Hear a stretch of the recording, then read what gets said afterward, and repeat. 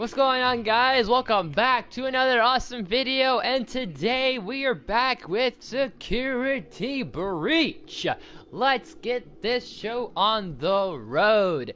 And don't mind me if you heard a little bit of clapping. I've got music playing in the background just cuz. Well, actually, just cuz, and also I'm trying to get a song out of my head that I am not a fan of at the moment, so I hate that it's in my head. So I'm having just like not any go-to music, but any music that really just feels more like something I listen to and what I like to listen to. But anyways, we are back with Security Breach, and today's gonna be interesting for a few reasons. So I want to uncover or uncode something, or maybe encrypt something, because I noticed something last episode, which I brought up last time, which was like 2 months ago, maybe more than that. I don't remember when last time we did episode 8. However, something I noticed interesting when we were playing Monty Gator Golf, and that is the fact of those numbers, for whatever reason. I don't have no idea what those numbers meant, but there's like numbers, balloons with numbers, and I don't know if that's like a secret code. So we're gonna try that again, I think.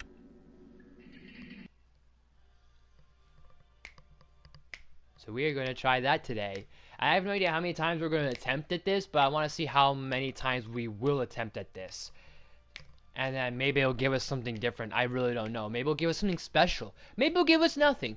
Who knows? We will see. But feel free to leave anything you guys would like in the chat during the live stream and all that good stuff and plenty more. I know probably you are all exhausted from last night because of the Super Bowl. And you know, if you guys watched for the Super Bowl, awesome. If you watched for the commercials, awesome. If you watched for the trailers, awesome. If you watched for all three things, awesome too.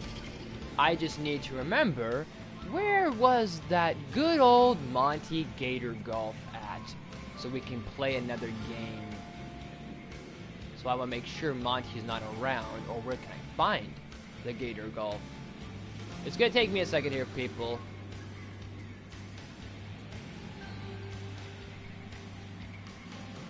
Give me a second. I want to find the Gator Golf, and then I want to... There's a few things I want to necessarily address, but there's a few things I kind of do want to bring up. I mean, the Super Bowl happened, so there's definitely going to be a little bit of, like, discussion, not necessarily in the Super Bowl, but more like what happened during the Super Bowl, and a few other things. Okay, give me a second. I want to make sure I'm not going to get killed by Monty. There's good old Gator Boy. Hey, Gator Boy! Oh. Where are you, Gator Boy? Oh, Gator Boy! How do I play the game? Hold on. Okay, that's for crouching. I gotta hold in the button, that's right. Yeah, I remember now. I remember things. Darn it! Am I able to play the game again? Or can I not play the game again? Let me remember where the game is, first things first. And let me make sure Monty's not nearby. So I want to find where I can find the golf course first. And plus I want to give you guys some time to come on in. And then we can discuss some things. Because I have a few things to discuss when it came to the Super Bowl. But not necessarily the Super Bowl itself. Just a few things I think we should go over, I feel like.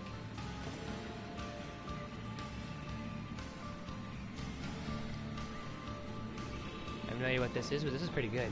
I wish you guys were able to hear this somewhat, because I have no idea these songs, if I'm being frank. This is goal. This is hole, not goal. Hole 10. Oh shit. Okay. Whoa, whoa. No, no, no. No, no, no. No, no, no. No, no, no. No, no, no. Absolutely not. Hold on. How do I play the darn game? I'm trying to remember where I went to play this game. Was it literally just here? I'm thinking here a second, people. For anyone that does tune in.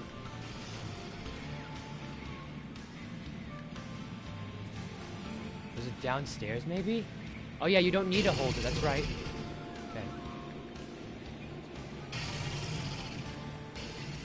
Maybe it's down that hallway, maybe. Hold on. Wait a second, people. Wait. Go that way. Keep going that way. Keep going that way. Keep going that way. Go. Cool. Okay, maybe not here. Okay. I didn't want to be in Freddy, if I'm being honest, guys. But okay, whatever. Can I get out of you? Like, Freddy? Can I leave? Oh, shit. Wait, hold on. Oh. You scared me for a second, Fred. Give me a second here, dude. Just stay there like a good boy. Can you be best boy for a moment? Could you be a best boy? Can you be best bud and, help me find the Monty Gator game? Can I play that game again? Is there a way to play the game again? Like, is there a way? Let me know in the chat, guys, if any of you tune in. Because I have no clue.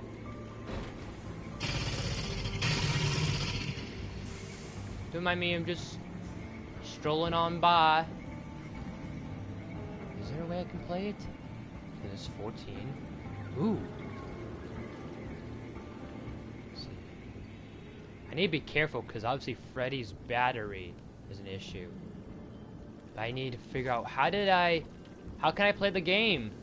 Darn it, can't go in there. Alright. I want to figure this out before I get things going. Oh, okay, cool. Okay. Oh, hello. Hello? I need to be careful because I don't want to kill good old Freddy's battery. Can I not play this again? I could have swore I'm able to play it again, no? Watch out, watch out, watch out, watch out, watch out, watch out, watch out, watch out, watch out, watch out, watch out, watch out, watch out, watch out, watch out, watch out. Like, for real, can I not play this again? What? Like, what? No, I didn't want to do that. Hold on. Stay there, Freddy. Hold on. Let me think. There it is. R2's my flashlight. That's right. No. Wait. That's a distraction. Can I not play the game? This is part 3. No, this is whole 1, though. Can I not play this again? Can I not do it? I'm kind of confused, guys. Can I not play this again? I could have swore I was able to play this again. Like, play it again. Anyone? Hello? Oh, hello? Hello? Hello? Anyways.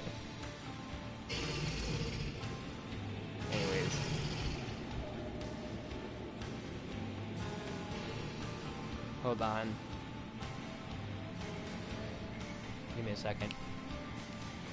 I'll give you guys a little bit. I know I'm a little ahead of things, and I'm ahead of the curve right now, but I just wanna get a head start on things today, just because I have actually a lot of stuff to do today. So I have quite a bit to do. So I wanted to get a head start a little extra, a few minutes early, because I gotta do this.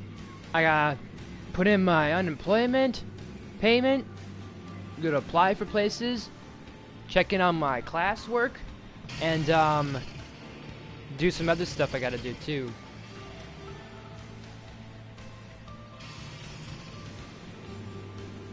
I feel like I know this song. I forgot the name of it. It sounds familiar. Oh no, this is not the song I'm thinking of. Never mind.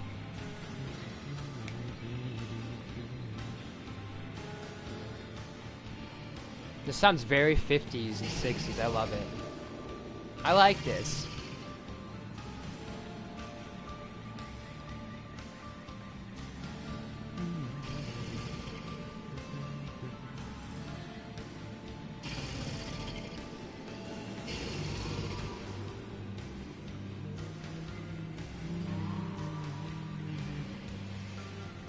Here we go. Okay. Anywho.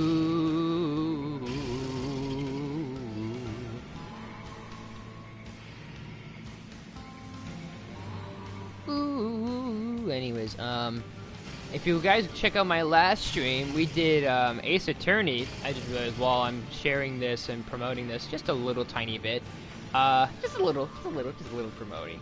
So we did Ace Attorney last stream, and stream before that we did a bit of Poppy Playtime. So if you guys want to go check those out, I'll probably have there'll be annotations at the end of this. Most likely, like if you come back, check this out as a video, like come back and check this out as on the replay. There'll be annotations later, so don't worry. You guys will be able to click on them right over here, right over there, right over there, right over here, right over wherever. Honestly, they're gonna be not everywhere, but you guys get the idea. Anywho, let me think. There's one more thing I gotta do, and then we'll keep moving. I'm just confused. I could have swore I was able to play the golf game again.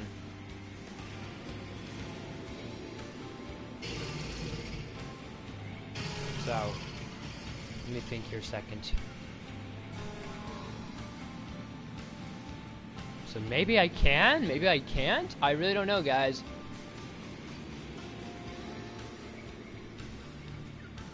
Stay there, Freddy. Be a good boy. Can we get you charged up? Can we charge you up real quick? I know where the battery spot is now, so that's good. So, let's go get you charged up. Come on, let's go. Let's go, Freddy. Let's go, Freddy! Let's go, Freddy! Let's go, Freddy! Oh shit, Monty's actually there! Wow, that was a first. That was a first. I didn't expect that, damn. Hey, it's Mr. JK himself. Do you know if I can play the Monty golf game again? Do you know if I can? Because that's what I'm trying to do.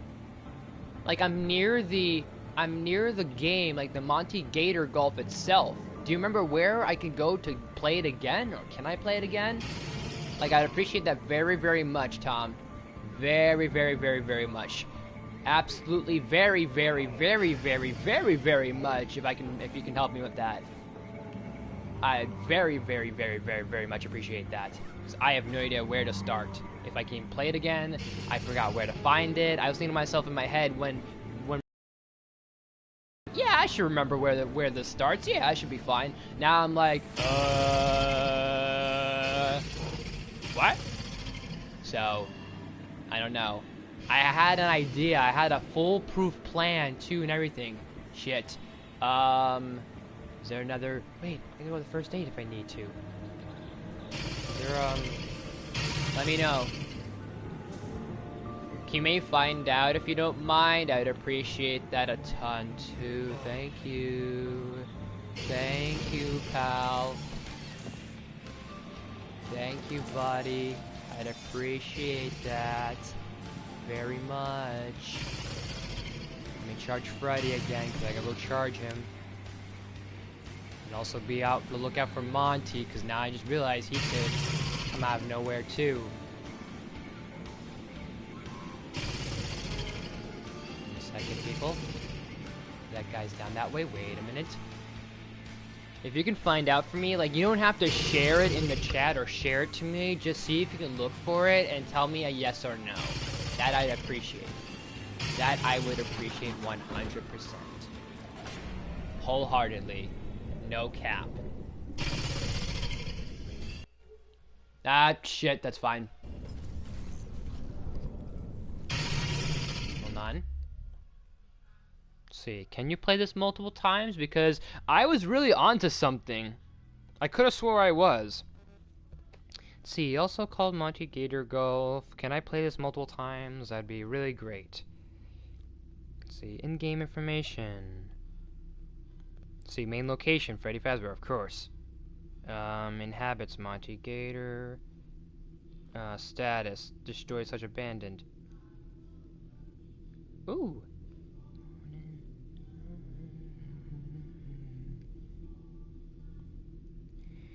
See, Let's see, Monty's message on the intercom while the golf is closed. Okay, no. No appearance. What about the game itself? What about the actual game itself? See, in the center of the first floor of the golf course. So am I at the first floor? Oh wait, no, I need to go to the first floor of the golf course. There's a playable golf course with 9 levels. Okay, so let's give that a shot. I think we're at the first level? Yeah, we're at the first level. So I gotta go. Oh, wait. Give me a second here, people. Let me think. Okay, no. Is it here? I think it's here. No? Ooh, although I need a present. I have a present. Please, let me collect this real quick. Please, let me have this real quick. Stay quiet, Freddy. Be very, very quiet. Let me give you guys. Oh, nice, a go-kart. Okay, Fred. Hey, Fredster. Fred Astaire. Fred Bear. Good old buddy. Good old pal. Good old homeboy, my chum. I think I'm stuck. Okay, there we go. I was gonna say. Okay, let's get back in you for a second. We're gonna rock and roll, and hopefully we can find this. If not, then I guess there goes the plan. Because I was gonna plan to, you know, show off a secret, maybe lore, maybe. I don't know. I have no idea. Maybe this would have meant something. Wait. Can this be it? Is this it? Is this it? Watch out! Watch out! No, this is just concessions. Watch out. I wish these guys weren't here. I'd grab that bag, because I feel like that's something I need to grab at some point. Crap. This is kind of annoying, because I really wanted to play this game again. Oh! Hi, Monty. Hi, Monty. Hi. Hi. Hi. Hi. Oh, fuck you. I'm just kidding. Kidding. Hold on. Am I supposed to go in here?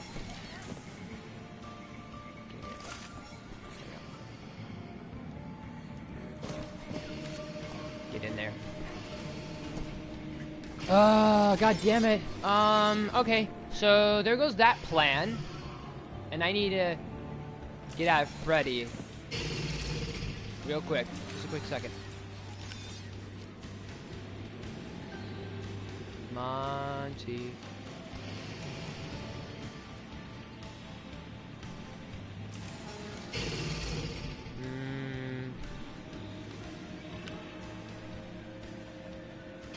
Give me a moment here. This is really weird, Tom, and whoever else in the chat. But anyways, so since that kind of backfired on me, we're gonna have to try and get on out of here. If we can't play the game again, I'll have to figure it out online and figure out what does that mean. Because last episode, if you check out the last episode, guys, there was balloons in the background of the golf course that we played, right? And the reason why I'm pointing that out is because, well, quite frankly, well, actually, no, let's do this. Let's just do this. We're going to enter you, you're going to jump scare me, and we're going to restart, I think. That's probably what's going to happen, which I'm perfectly fine with. I'm okay with that. Watch. Because I can't find the battery at the moment. I just kind of want to just go back to my spot. And I don't remember where that is, so that's perfectly fine. So it's all good. It's okay. I'm okay with this. Ready? Oh, Freddy. There he is. Okay. Anyways, I just wanted to do that just to get out of the way. Get that out of the way so we can restart. We can restart where we were. But let me do it. Anyways, so there was in the last episode of Security Breach, we were playing the Monty's Gator Golf, which also what I'll do at the end of this video, once it becomes a video and you guys check this out on the replay, annotations for Poppy Playtime, annotations for Ace Attorney, and annotations to the playlist for Security Breach. We're at 10 episodes, even though it's technically not 10, it's a total of 10 episodes. It's more like 3, and then 3.0, 3.1, 3 point whatever, and then 4, 5, 6, 7, 8 again, because there was too many times this game bugged out on me, glitched on me, did dumb stuff like that. So yeah, episode 8, we were playing the game of golf, and there was balloons. And each balloon had a number. And the reason why I'm pointing that out is because I wonder if that number, if you put it together, is anything significant. So, the number which we can go over this, the number we can go over, which the number was, there was more than one number. Each hole and each course we went through had a singular number. And it's like, if we put that together, that might either make up a date, that might make up a code, that might be an encryption. Maybe that would have gotten us a secret level, not secret level, maybe like a secret item, maybe a secret cutscene. I don't know. I have no idea what this would have given us. All I know is that the number that we had written down last time was 636953192. And then what I was thinking in my head was that if you enter those numbers in the hole, like let's say you go to, like, take this for example, hole 1, par 3, right? So hole 1 had the balloon number 6. I wondered if we scored 6, if we scored a 6, meaning we would have to have hit the ball 6 times to get it in the hole, then we maybe that would have done something. And then there's 9 holes, so if we entered 6 hits in the first hole, 3 in the second, 6 in the third, 9 in the fourth, 5 in the fifth. Hold on, Monty was real close. Okay, anyways, 5 in the fifth, 3 in the sixth. I mean, yeah, 3 in the sixth, 1 on the 7th, 9 on the 8th, and 2 on the 9th hole. I wonder if it would have given us something. So I'll have to maybe enter that in later and find out if that meant anything, if that has any significance, because I have no idea if I can play this game again. So what we will do in the meantime is I think we got a cart. I don't think that's saved, but I think we got a cart. So what we're going to do is we're going to go down a level, and we're going to go... Actually, I think we have to go near that smoke. I think we have to go near the smoke. But anyways, so now that that's out of the way, now that maybe could lead us to secret lore, maybe that won't, we don't know. I will never know. We will find out. Who knows? But with the hold on. More glitches on a boring Monday. Yeah. Okay, hold on. I did not expect Monty to appear there. Shh. Oh shit. Okay. Okay. Anywho, give me a second, people. So, let's kind of go on a few topics about stuff. Maybe watch out for that guy. No. You stay there. Monty? Monty? I thought I saw him, and it's like he disappeared. I could have swore. Monty? Okay, maybe not. But you know what? I do maybe need to use Freddy. I'm going to use him just in case. Because he is going to be my pal, my chum, my homeboy, my home slice, and everything. Anyways, so, Super Bowl. Let's kind of talk a little bit about the Super Bowl. Not necessarily about the Super Bowl itself, although technically, if I'm being honest, people, it should have gone to the Niners. It should have been the Niners. I just think they should have won. Wait, here it is. Here it is, people. This is it. This is the secret lore. This is the secret lore. Give me the secret lore. Give me the secret lore. Yes. Give me the secret lore. Here we go, baby. Secret lore. Let's go. This is exactly what I wanted, people. Anyways, so Super Bowl. Let me remember how to play this game, because I need to remember that we need to, like, kind of fail at this a little bit and do terrible in a way.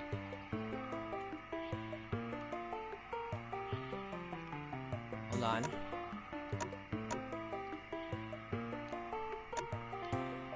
Okay, yeah. Watch, I got an idea. We need to make this 6 tries here. So it needs to be 6 strokes. Let's try that. Okay? Okay, ready? Oh, no. We didn't make it in. Now we need to purposely do this. Watch. Ah, man, I missed it. So close, guys. So close. I know. I'm so sorry. This is not my game today. Oh, gosh, man. Let's see if I can get it in this time. Oh, man. I missed it again. I'm sorry. I missed it again. Let me try maybe this time. How about this time? Maybe if I aim towards here. If I do it this way, maybe? How about here? Oh, no. I didn't get it in. That was so hard. But anyways, you guys get the idea. You guys get the gist. So, I was rooting for the Niners, which if that matters to anybody, but that's just me personally. Okay, that I kind of messed up on, so I want to redo it. Can I redo it? Quick game. I'm gonna redo this. Let me redo this. Please let me redo this. Shit. Okay, there we go. But anyways, so not that it has any bearing, but I was rooting for the 49ers. I was just kind of like, it didn't matter to me. I don't really care. When it came closer to the Super Bowl, I was rooting for the Niners anyways. And then logically, they haven't had a Super Bowl in a little while, but the Chiefs won 2 or 3 in like a row. So I feel like giving it to the Niners would have been really good. But that's just me. But let's talk about why we're really talking about the Super Bowl, and that is because all of its trailers. Because when it comes to the Super Bowl is very, hold on, shh. Ooh. Oh my God, that was close. He can, oh my God, he can peek through there? No way! No way! Let me move Freddy out of the way so I can play the game. That was actually close. Yo! That was too close for comfort. Holy shit. Holy shit.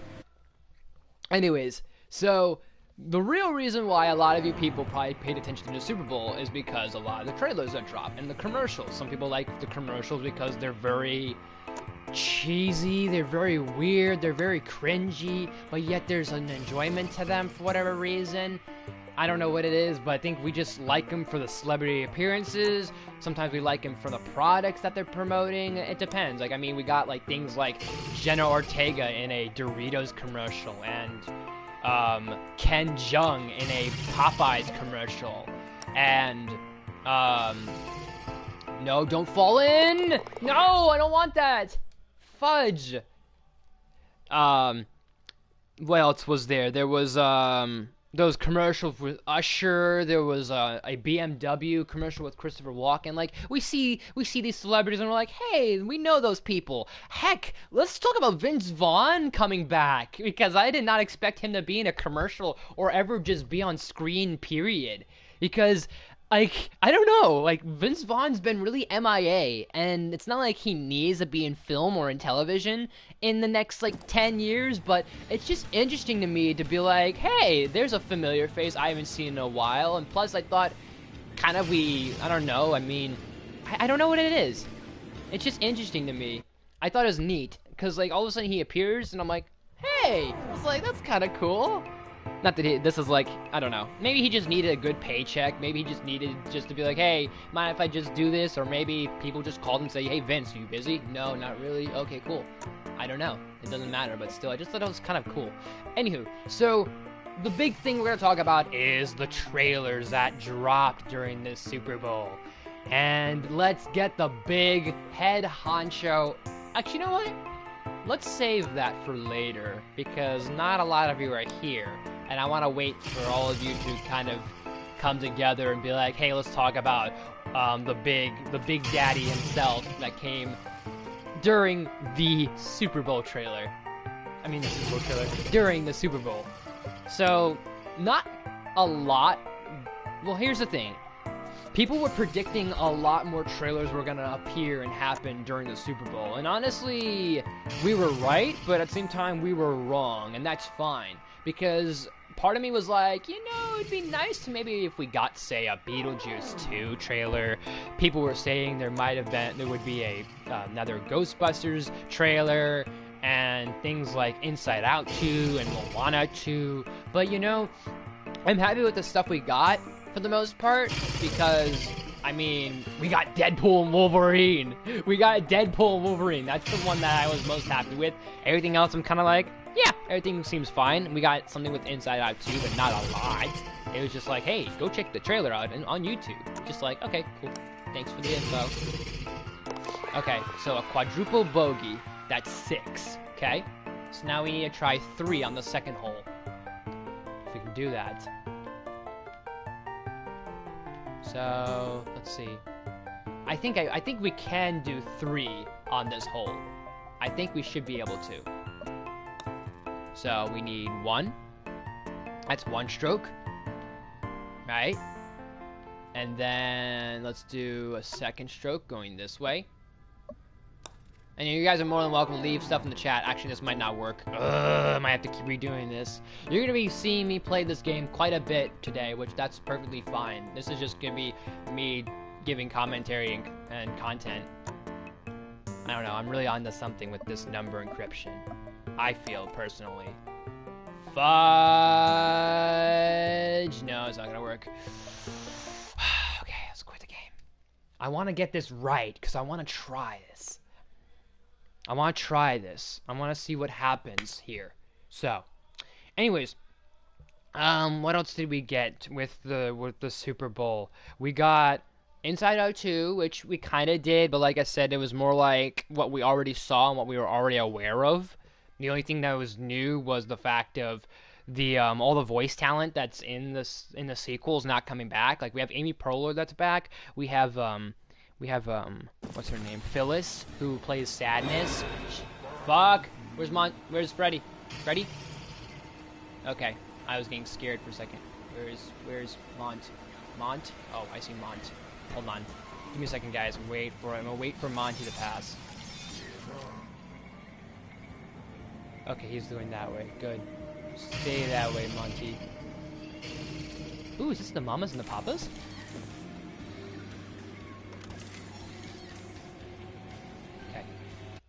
We're gonna try it again.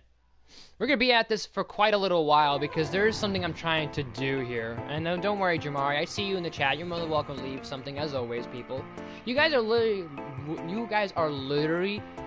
able to leave whatever you would like. It doesn't have to pertain to the game. It could pertain to anything, literally. Like we're gonna talk about Super Bowl trailers during security breach. It literally does not bother me. So we are going to do that. But anyways, it literally gave us that. It gave us, hold on. Phyllis is back as Sadness. I think Jerry Lewis? Jerry Lewis is still Anger. I think the only 2 that are not coming back are Fear and Disgust. They're played by different people. Tony Hale voices Fear. And I don't know who plays, it's not Mindy Carlin who's, Disgust, which is, I don't know, maybe they just didn't want to come back, maybe they just didn't care, I don't know. So, it literally didn't give us anything else other than that, and we saw Riley's got braces, which kind of makes sense, or she has like a guard of some sort, like a grind guard maybe. But then again, in hockey, you would use a grind guard. You would use a mouth guard, not a grind guard, you'd use a mouth guard. And I'm doing this on purpose for a reason, guys. I want to see if we can crypt this. So we're gonna just give it a little tap. We do a little tap. There we go. See? A little tap. Just a little tap. And then we're gonna send you back in your home. Go in your home. It's your hole. Go in your home. Okay. So quadruple bogey. So first hole we need to do is 6 strokes. The second one we need to do 3. So let's give it a shot. Let's try 3 for 3. So we got that. We got Twisters, which I think it's supposed to be a sequel or a reboot or a soft reboot to the movie Twister. I don't remember, but people are excited about this movie. I think it looks fine. I'm not really that looking forward to it. I'm just kind of like, okay, it's gonna be another sequel, or it's gonna be a remake, or it's gonna be something to Twister. I don't know. Not really that all looking forward to it. I should be fine. Oh, hello. No! No! Yes! Yes! Yes! Yes! Yes! Yes! Yes! Yes! Yes! Yes! Yes! Yes! Yes! Yeah! Yeah! Okay. Awesome. Now I need to do 6 with this one. Okay, which hole is this one? I forgot. I think this is FNAF 2 or this is FNAF 3. I forgot. Anyways, so I don't have much thoughts with Inside Out 2. Again, it's just literally the same trailer we got the last time, the last teaser we got, more or less. So that's that. Elvis?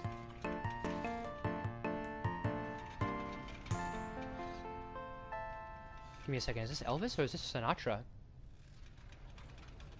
No, that's Elvis.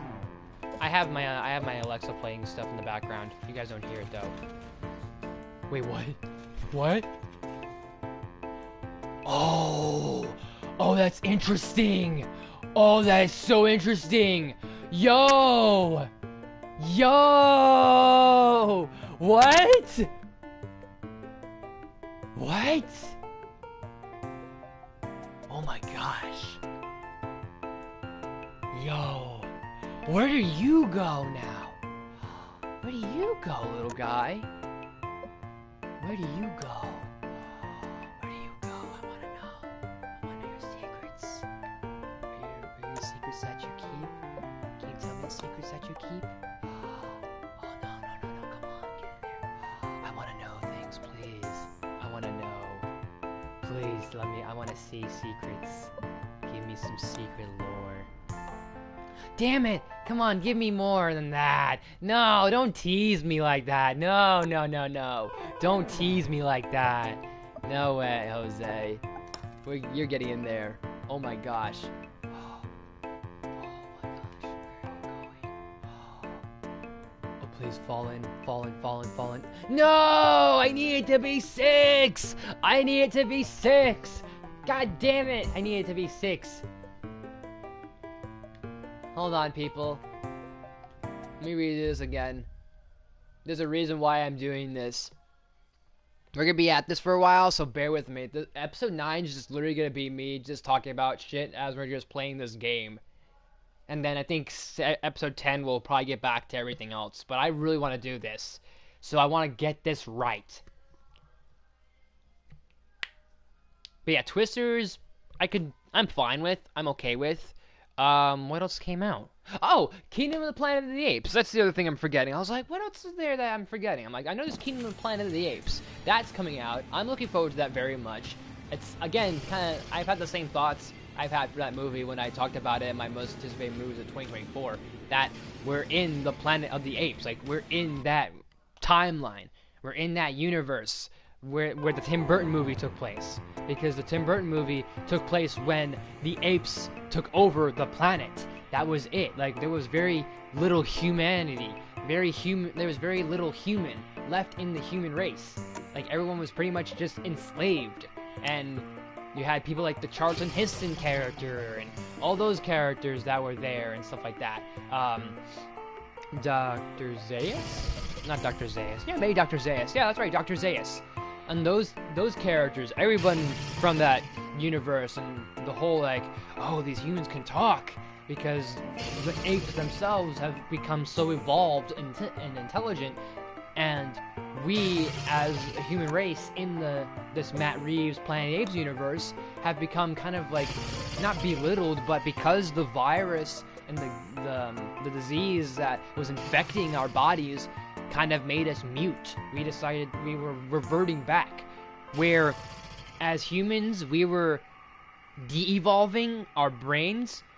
The mind of the apes were evolving, and so Dawn of the Planet of the Apes, Rise of the Planet of the Apes, War for the Planet of the Apes, those were like the prequels to like the Burton world. Well, not the Burton world, but that timeline. So now Kingdom of the Planet of the Apes is that timeline of we're in the Planet of the Apes officially. And this whole like Mad Max aesthetic with, I think the villain's name's like Primus. Like, I don't know, he's got this name that sounds like a Mad Max villain, and I love it. And then he even references Fury Road with the whole, what a lovely day! I'm like, oh my gosh, I love this guy already. But it's following Caesar's son, it's following the aftermath of Caesar and everyone that came before the Planet of the Apes. So, I can't stop but say, we're in the Planet of the Apes with this 4th installment. And it has me excited. I didn't want a 4th movie because literally War for the Planet of the Apes could have easily ended it. And I said that before, I'll say it again. War for the Planet of the Apes could have just ended the way it did. Caesar's dead, and that we already know what happens after that. But they take it a step further, and we're kind of seeing the world in the aftermath because that's what the Tim Burton movies did, or at least the first movie did. And now we are officially in that world. We're officially in that society. And I can't wait to see it. No! Damn it! Okay. Keep going. We're at it again. Let's keep going. We're gonna keep going until I get this accurately right. There's a reason why I'm doing this. There's a method to my madness, and I've explained it before, but I'll explain it once we're done today. But there is a method to the madness here, guys. So don't worry, people. What else came out? Knuckles. I mean, I don't know. I kind of was hoping more for Sonic 3 because I know technically Sonic 3 comes out. It comes out in December. It comes out in November. Where's Freddy? Oh shit! Ooh. Get fucked, Monty. I mean, get fricked, Monty. Get biscuited, Monty. Get raggled. Get fraggled. That's it. That's what I need to do. So anyways. So Knuckles, oh yeah, so oh fuck me, no! I mean, Fudgesicle. I mean, Fudge Biscuit Eater. That's what I meant. That's what I totally meant. I totally ate my own words. I totally just got biscuit-eated. I got biscuit eaten, let's say. But anyways, so I know Sonic 3 comes out in December, and it would be a little too soon to show us a trailer for Sonic 3. But I'm gonna be a little honest. Since we got a trailer for Wicked Part 1, and that comes out in November, and for whatever reason, whoever's making Wicked was really so hard on, yeah, let's push out this trailer during the Super Bowl. I feel like we could have gotten Sonic 3, but that's just my preference. That's just my opinion. And where's Freddy? Is he behind me? He's right behind me. Hey, buddy.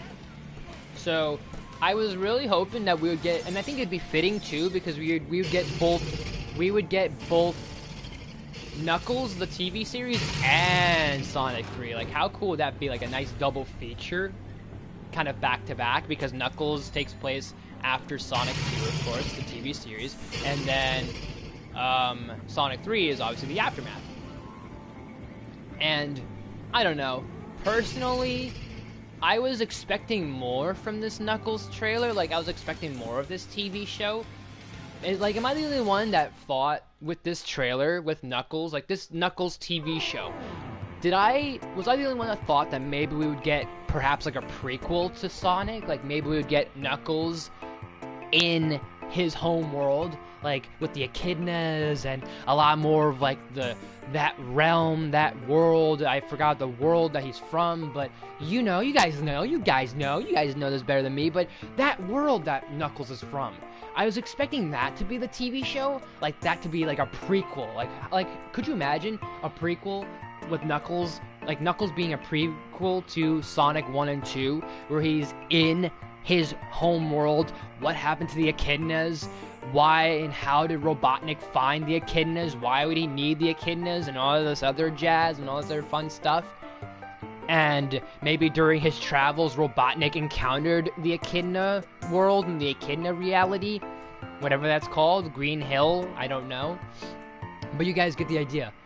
But instead, it's just kind of like after Sonic 2, and it just kind of it feels like very formulaic, with Knuckles being like, well, I'm now with this human, and me and this human are gonna go on this road trip, and he's my road trip buddy, and I am Knuckles, and now there's these people that are after my energy, and there's this bootleg, this watered down, watered Robotnik punk motorcycle guy that wants my technology, or wants technology and wants my energy and is using it for weapons and wants to be like Robotnik or something with Robotnik. I don't remember, but Robotnik. And you know, like, I don't know. We were playing Security Breach today, Cat's Cat. Welcome. Feel free to leave anything you like in the chat. I'm trying to accurately do this Monty Golf game, but with a purpose. You see, I'm going to explain this again real quick, and that is, in the last episode, in episode 8, I noticed there was balloons in a certain sequence in some of the holes. Like in some of the holes, or one of the holes we saw, there's all these numbers. And I'm trying to figure out if that maybe means something. Like maybe if you do, like, let's say for example, on the first hole, you do 6 strokes. On the second hole, you do 3 strokes, and so forth, and so forth, and so forth. I wonder if that gives me something. Like maybe that's a secret, or maybe that's like a new item, or you unlock something. Maybe it's worth achieving. So we're gonna accurately try and get those on point. So each time I'm going to retake this game and get that in that certain order. So the numbers are 6, 3, 6, 9, 5, 3, 1, 9, 2. And we're gonna do that while we're playing this, while I'm talking about Super Bowl trailers. So yeah, and feel free to leave whatever you'd like. If you have any thoughts about this, if you have thoughts about the Super Bowl, the trailers, or anything other than that, I'm fine with that. You can literally ask me something out of the blue, like, hey, what's your favorite dinosaur? I don't know. Like, literally. So, that is the plan of action. We want to purposely mess up. We want to purposely mess up so we can get that in the actual order. And if this takes us the entire episode, that is perfectly fine. Honestly, that is perfectly fine. I am okay with that. That might be the plan, because we might do that for the entire episode, and then episode 10 will just go back into everything else. But I really want to kind of get that number in, see if that means something. And if it doesn't, then I'll look it up later. That's all that'll really happen. You know what I mean? But yeah, I was really hoping this Knuckles show would be more like a prequel thing. And, where's Monty? Okay, Monty's nowhere to be found. So, I don't know. It's kind of very 50-50 with me about this series, because, yeah, it's kind of fun. Knuckles is like he's out of, he's like a fish out of water. The way Sonic 2 treated him is he's like a fish out of water. He's like, what is this thing? He's holding like a cube, like a Rubik's Cube. He's like, what is Rubik's Cube? He acts like Thor, kind of, like the way he talks a little bit. And ironically enough, Idris Elba voices Knuckles, so of course, Heimdall, Thor, the connection, that whole thing, I don't know. But it's funny that way. It's funny how things work that way. But he's like, what is this stuff? What is this Earth you speak of? Earth. He's obviously very foreign to this. He's not familiar with human Earth culture, of course. And so, yeah, there's some fun humor there. But, I don't know, it just feels kind of like, it feels like the first Sonic movie. I don't think we need, like, maybe you need an actor, because we can't just focus on a CGI character throughout a TV show. But it just feels very, like, formulaic to have, hey, here's this buddy cop guy that's gonna follow this hairy, furry creature from another world, while we have a human guy on a road trip in a car. They're living together, hanging out, doing weird shit, while this guy, Baba Booey, not Fudgesicle. I meant Fudgesicle. That's what I meant. I meant Fudgesicles. I meant Fudge Pops. Fudge Pops. Who loves Fudge Pops? Anyways. So, I mean, there's humor there, but, I don't know. just feels too much like the first Sonic movie. Maybe I'm asking too much of it. Maybe I expected too much of it, but I don't know. You have, like, literally another guy that's like, I was a worker for Dr. Robotnik, and I'm after Knuckles' energy. And then with Knuckles' energy, I can use his strength for weapons. And these two guys... And this is what I think made me roll my eyes the most at this trailer, is the fact of this one, like, scientist, Mr. Stone wannabe, has these big, like, bulky metal fists. And they are energized from Knuckles' power. And Knuckles is like, you really want my power? And he punches him. And then the guy says, do I look like I need your power? I'm like, wow, such cringe. And the reason why it's cringe to me is because, one, literally Knuckles said this in the second movie, and number two, the delivery of the line feels terrible, and number three, it's followed up by a very bad joke, because then the woman's like, what are you talking about? We have his energy. Like, what is this? You know? It's followed by those three beats, and I'm like... But I don't know, maybe I'm overanalyzing, but that's just me. I think it'll do a fine job, but it just is, like, very not, like, anything really worth being like, whoa. Like, if I had Paramount Plus, I'd watch it, be fine with it. I wouldn't be like, oh, I'm on the edge of my seat, I must watch Knuckles. It'd be like, okay, I'll put on Knuckles. I don't have anything else other to do. That's what the intention would be, is if I had Paramount Plus, and if I'd watch this Knuckles show. But anyways, but hey, people will like it. That's great. I'm happy. People will love it. I like Knuckles. I like Idris Elba's Knuckles, so I don't have a problem with that. Maybe give me some Sonic 3. Maybe people were thinking that, oh, we might get Metal Sonic teased in Knuckles. But hey, I think most likely we'll see him in Sonic 3. That's just my opinion. And then speaking of, since I brought up Wicked, let's talk about Wicked, actually. Which is very interesting thing to point out for a few reasons. So with Wicked, the reason why I bring this up, and I had a whole thing I was talking to a few of you guys last night about, like, I'm not really rooting for this Wicked movie. And hear me out, people. I did theater for a few years in high school. I like musicals. I'm a Disney nerd. I like music. You know, there's obviously reasons that this works for me. Like, I like musicals. I love Hamilton. I love Cats. Not the movie Cats, but I love the Broadway show of Cats. I like things like that. I love Sweeney Todd. I like musicals. There's an aspect of me that likes musicals. There's an aspect of me that likes theater and stuff like that. And that's also because I also appreciate theater because I did theater and things like that. That's not what I'm looking to pursue, but ironically enough, when I was looking to do filmmaking, I took theater. And then I'm going back to doing filmmaking. And that was my first intention, and that's what I'm still sticking to. Worst comes to worst, I'm looking to do psychology, but in terms of the arts, in terms of that art industry, and in terms of the industry, movies are my thing.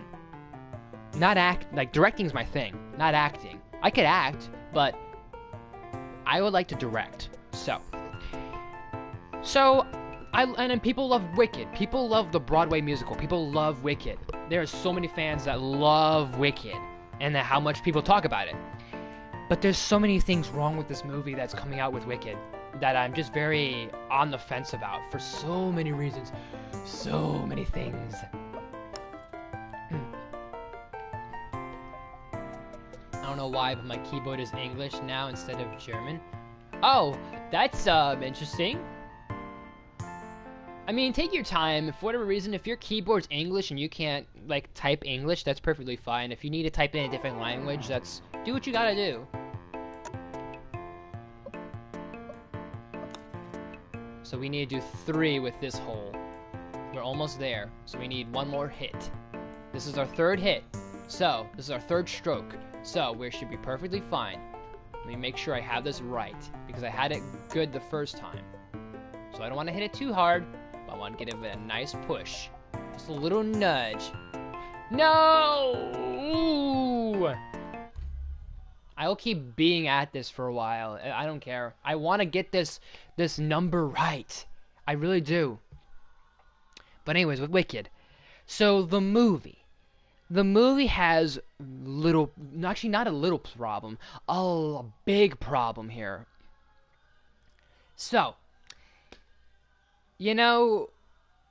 two things that are a big problem with this movie coming out is, number one,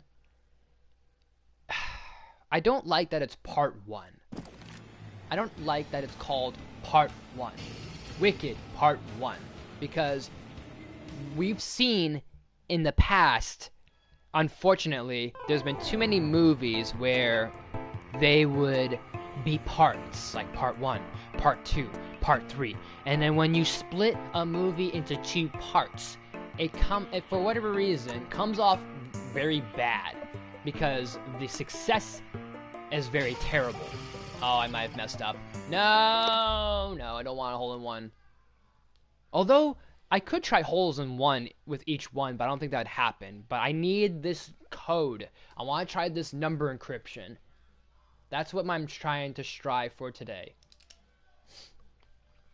But, I don't know. When you think about it, a lot of movies that are divided into two parts don't do very successful. For whatever reason, they just don't do very well. They don't sell very well. They just don't do well. There's nothing wrong with a to be continued ending. Like, let's be honest. Infinity War had a very huge to be continued ending. And that didn't need to be a part one, part two. But it did a very not an open-ended. It did a not open ending. It did a it gave us like this obviously this very cliffhanger. That's it. It gave us a cliffhanger ending. That we're like, okay, what happens now? Thanos wiped out half the universe. What are the Avengers going to do? This is looking bad for our heroes. What do we do? Right? There's nothing wrong with open-ended, not open-ended, cliffhanger endings and being like, to be continued, basically, without saying to be continued. But when you market a movie with part one and part two, for whatever reason, those don't sell as great. And look at the track records. Mockingjay Part 1, Mockingjay Part 2, that didn't do so hot. The Twilight movies, Part 1 and 2, didn't do so good. The Divergent series, I think, divided into two parts at one point. I don't remember. The Divergent sequels were very forgettable, and I forgot how many they even did, if I'm being honest, because both of them were very forgettable, or all of them are forgettable, and it's sad because I actually really, genuinely, really love Divergent. Like, I remember first seeing Divergent being blown away, like, whoa, this is actually kind of cool. I wouldn't mind more of this kind of world, and this was interesting, the idea of factions and this Hunger Game type aesthetic and sort of thing. And I was like, okay, Insurgent, very forgettable. Resurgent, or whatever the third movie was called. Like, I don't know. They became very forgettable, and I don't remember all the Divergent sequels, but I think at one point one of them became Part 1, Part 2, and that's kind of lame, if I'm being honest. Very, absolutely lame. So, yay. I don't know, there's so many movies that just are Part 1, Part 2 that just don't sell well. They really don't sell that good. Maybe it's just the writing's terrible. Maybe it's just the way it just is put together and execution is terrible. I don't know what it is, but those just don't sell well. And I didn't mean to rhyme there, but that was an unintentional rhyme. Give me a second here, people. So, with Wicked being Part 1 and Part 2, I feel is very unnecessary. And it's kind of like you putting Part 1 in front of your movie already sounds like you're setting up yourself for failure. Like, it sounds like you're basically going, oh, well, okay, might as well just, like, basically go and eat poop, or go and eat biscuits. Might as well, go eat up some dirt. Might as well eat mud at this point. I'm trying something very different today with my vocabulary, if you will. But it's not that deep, but I'm just making it kind of like a ha-ha, if you will. But anyways, so basically I'm implying that, yeah, you're setting yourself up for failure, more or less. And look, I bet all these people put in their effort. I bet all these people do their all, and they're gonna do wonderful, and maybe not do wonderful, but everyone's like putting in their passion and all these other things. And I'm not just saying for Wicked, I'm saying like the directors, the writing, and people that do these movies that try their best. You know, I'm not gonna be like, yeah, sometimes the directing might be terrible or writing might be terrible, but maybe that is the case. Maybe that isn't the case. Maybe they were forced to do this. Maybe they were stuck to do this. Maybe they're like, hey, I want to do something else. Nope, studio says something else. Oh, well, I guess that goes that. So boo to me, I guess, you know. But I don't know, something about this being part 1 and you're gonna give us part 2. It feels like it doesn't sound really like promising to me. It feels weird to say part 1 and part 2 for Wicked. It's not what I expected. And I don't know, it just feels weird because then you're like, okay, what's really gonna be the second part? Like, why do we need this? That's the other thing. Why do we need to split this into 2 parts? What is this gonna be so significant that this needs to be 2 parts? This is a freaking musical. Why do you need this to be 2 parts? Literally, you have Act 1, Act 2, Act 3. That's pretty much the formula of a musical. I mean, that's not exactly the formula, but you guys get the idea. There's like a beat you follow there's a beat you follow with freaking musicals, and it's like, okay, so also, does this mean that the runtime's gonna be less? Is this gonna be an hour and a half, and then the other part's gonna be another hour and a half, and therefore you have 2 hours and 30 minutes of a movie that you could have just literally just made a 2 hour and 30-minute movie called Wicked without dividing it into 1 and 2? Like, I don't know, the logic here is zero in my opinion. I at least appreciate you came on by Cat's Cat, and if you do come back later, that'd be great. If not, I will catch you around next time. And don't forget, you can go check out the Poppy Playtime thing again if you want to. You can go check out Ace Attorney. There's gonna be stuff I'm gonna have annotations after this video is done. You can go check out my playlist for Security Breach and some other things you got. And also, tomorrow there may or may not be a stream. I have no idea. Things are really kind of like on the up and up again with my content schedule, so there may or may not be content tomorrow, so keep your toes up. Keep you on your toes for now. Till then. But I don't know, like the logic is zero to me in my opinion. If that's the case, like, oh, let's just divide this into 2 parts because that's popular. No, it's not popular. Books do that for a reason. You're a musical. What's the point? Like, what is the logic here? And I think the huge issue is, which I'm trying to separate the controversy, but I don't really support this. So, I'm gonna try not to talk about this too much on here, but I will probably address this elsewhere, maybe in a different video. Not like a whole dedicated video, but maybe in a different video when don't have other stuff to discuss. Maybe I'll just touch more on this, but so the cast consists of Ariana Grande. It consists of I think this actress named Cynthia. People in the comments of the trailer were like, "Oh my gosh, Cynthia looks great as the Wicked Witch." I'm like, okay. I'm like, it's not Idina Menzel, which she's phenomenal, but she seems promising. This Cynthia person, I've never heard of her, but she sounds like she could be a heavy champion or top contender of, like, if she can do really good musicals or music numbers or whatever the deal is, I don't know. So, whatever the case is, pop off to her. And then there's people there's other people that are in this cast, like Jeff Goldblum. I'm a sucker for Jeff Goldblum, but I feel bad for him in this movie because he's tied to this. And you know, if things were a little different, I'd be like, yeah, I bet you Jeff Goldblum's gonna be the wizard himself. Or not the wizard himself, he's gonna be Oz himself. And I think that'd be hilarious. I can just see him because he's so eccentric. His mannerisms, he's just so quirky. He's so weird. And I love that about him sometimes when it comes to his acting. Like the way he even emphasizes words when it comes to his sentences, as you would hear in my dialogue or in my dialect, if you will. I don't know. So he has a weird tendency of doing that sometimes, whether he does that very obvious or he does that very subtle. Like you can hear it when he says things like line of sight or I don't know, his delivery, the way he talks sometimes is just funny, and just, him himself is just, I feel like he's intentionally, but also unintentionally funny. Like, I love him so much in Thor Ragnarok. He's just such a fireball in it. He's such a standout to me. I just, you know, like, you can slap Jeff Goldblum in a movie, I'd be there, but this is one that I'm very much like, I'm like, Goldblum, please, I feel bad for you, I'm sorry, are you being held hostage? What is happening here? Say ah twice if you can't breathe, I don't know. But, so he's in the movie, and then I think there's Ethan Slater's supposed to be in this film, who's SpongeBob in the SpongeBob musical, of course. So that makes sense. The reason why I say that makes sense because one, he's from Broadway, and number two, there's been a whole talk and discussion and tea about how Ethan Slater and Ariana Grande got together because of this movie. And that's where we're going to address the elephant in the room.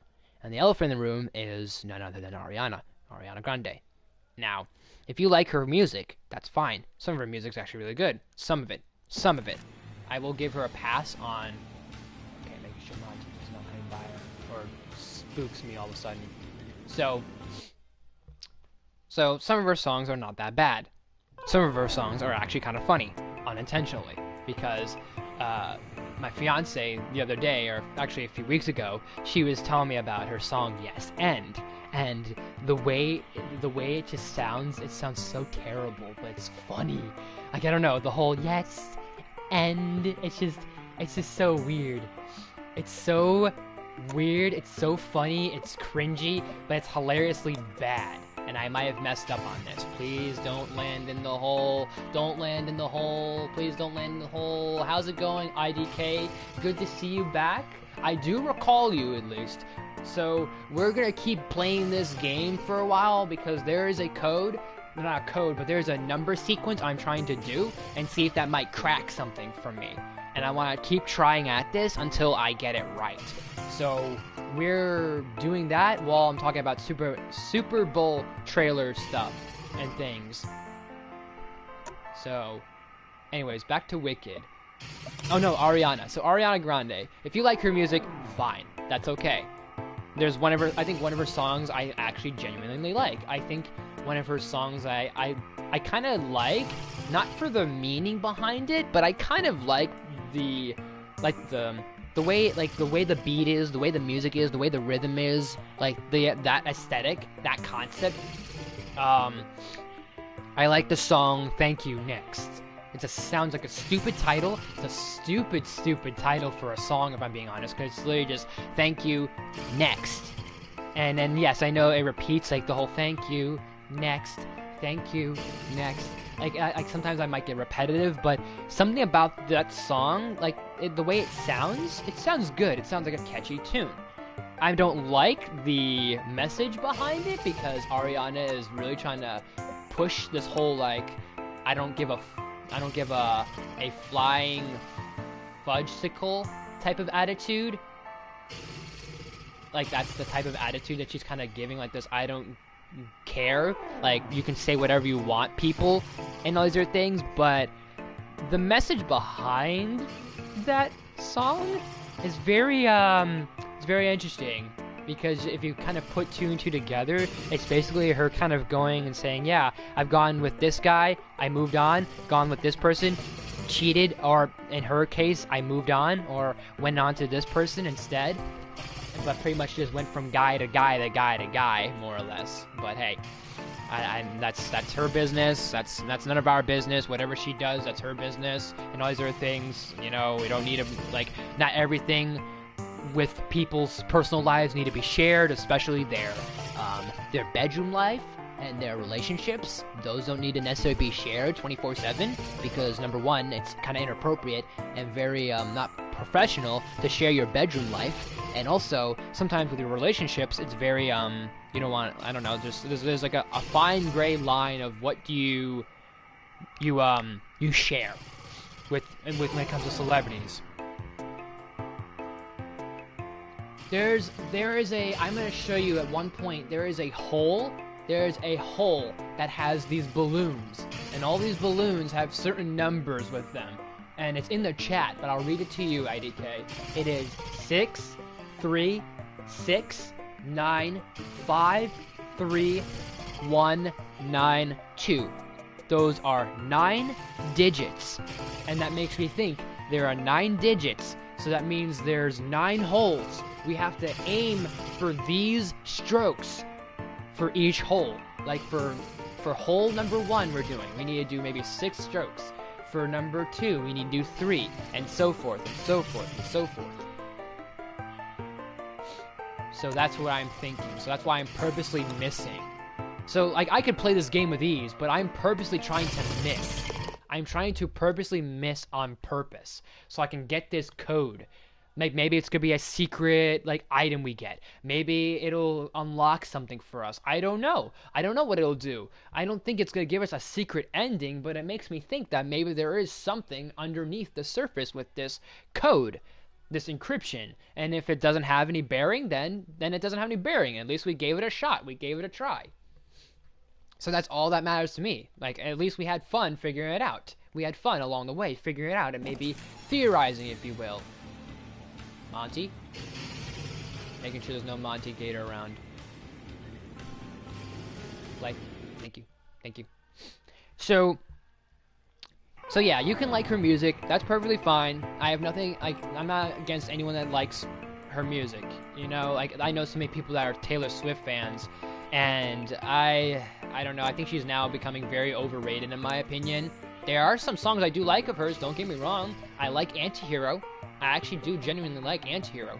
But I'm just not on the bandwagon as everyone else is, because everyone's like, oh my gosh, T-Swift, T-Swift. I'm like, no, that's not me. Sorry, not me. Just, no.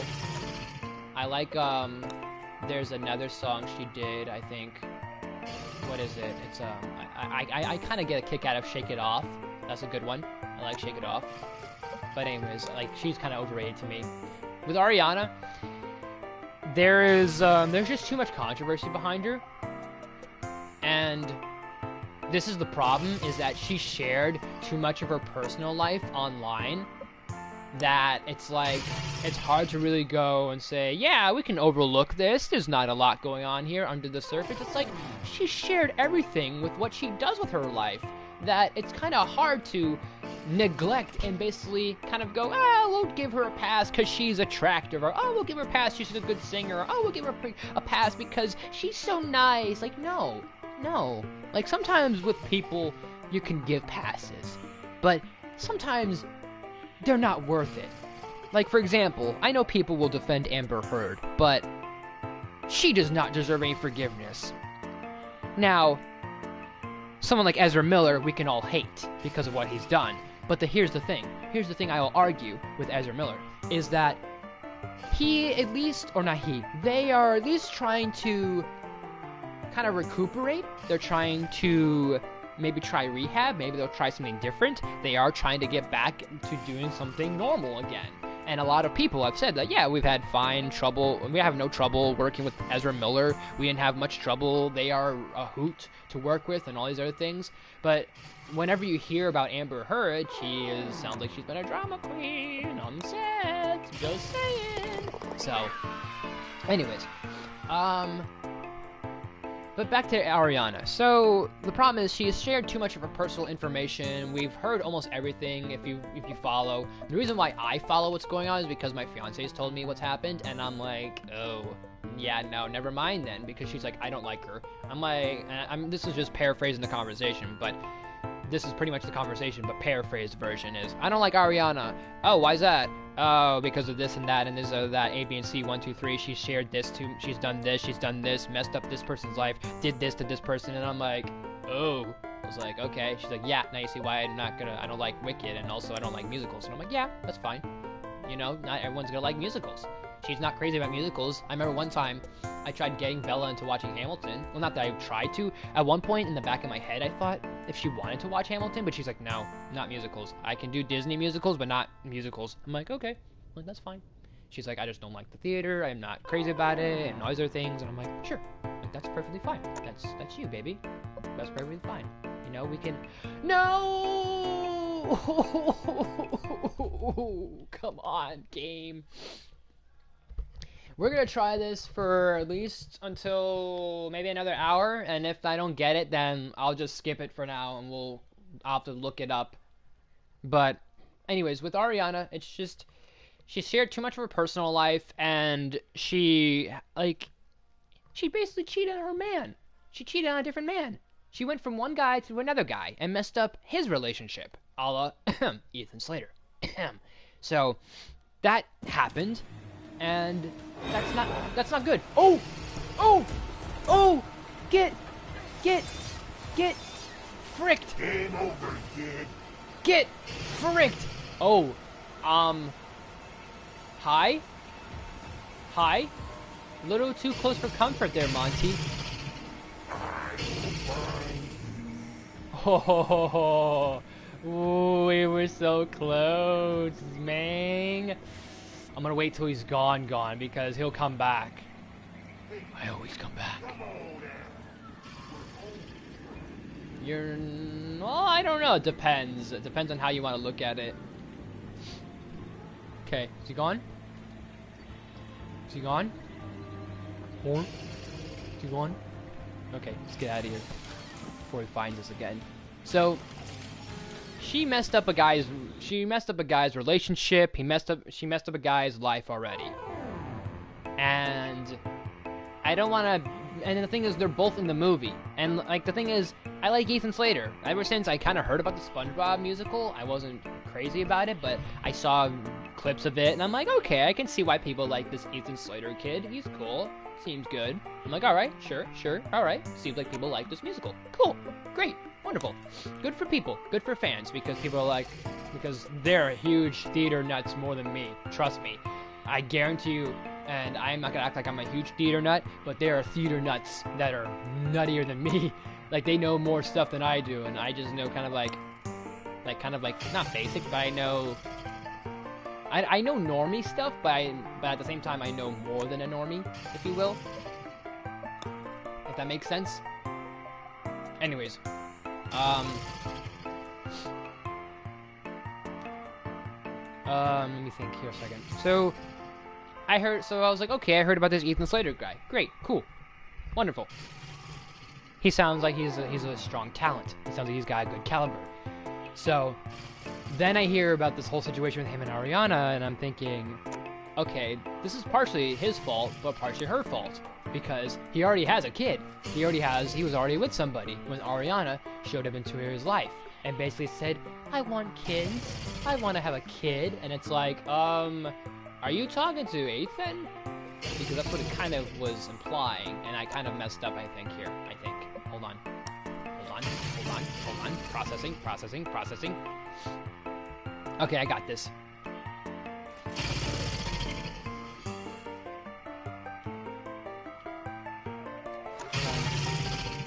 Hold on.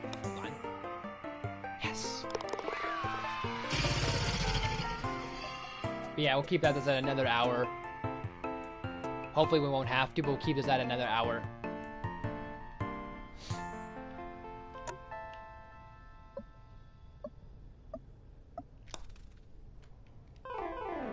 Alright, so that's 1. Now we're at stroke 2. Now we need to raise this a little bit higher. Here we go. Okay. Alright! We can do this now! Stroke 3, baby, let's go! Literally just a little tip. No! I hit it too hard! I jinxed myself, and I got cocky. I hit it too hard. Damn it.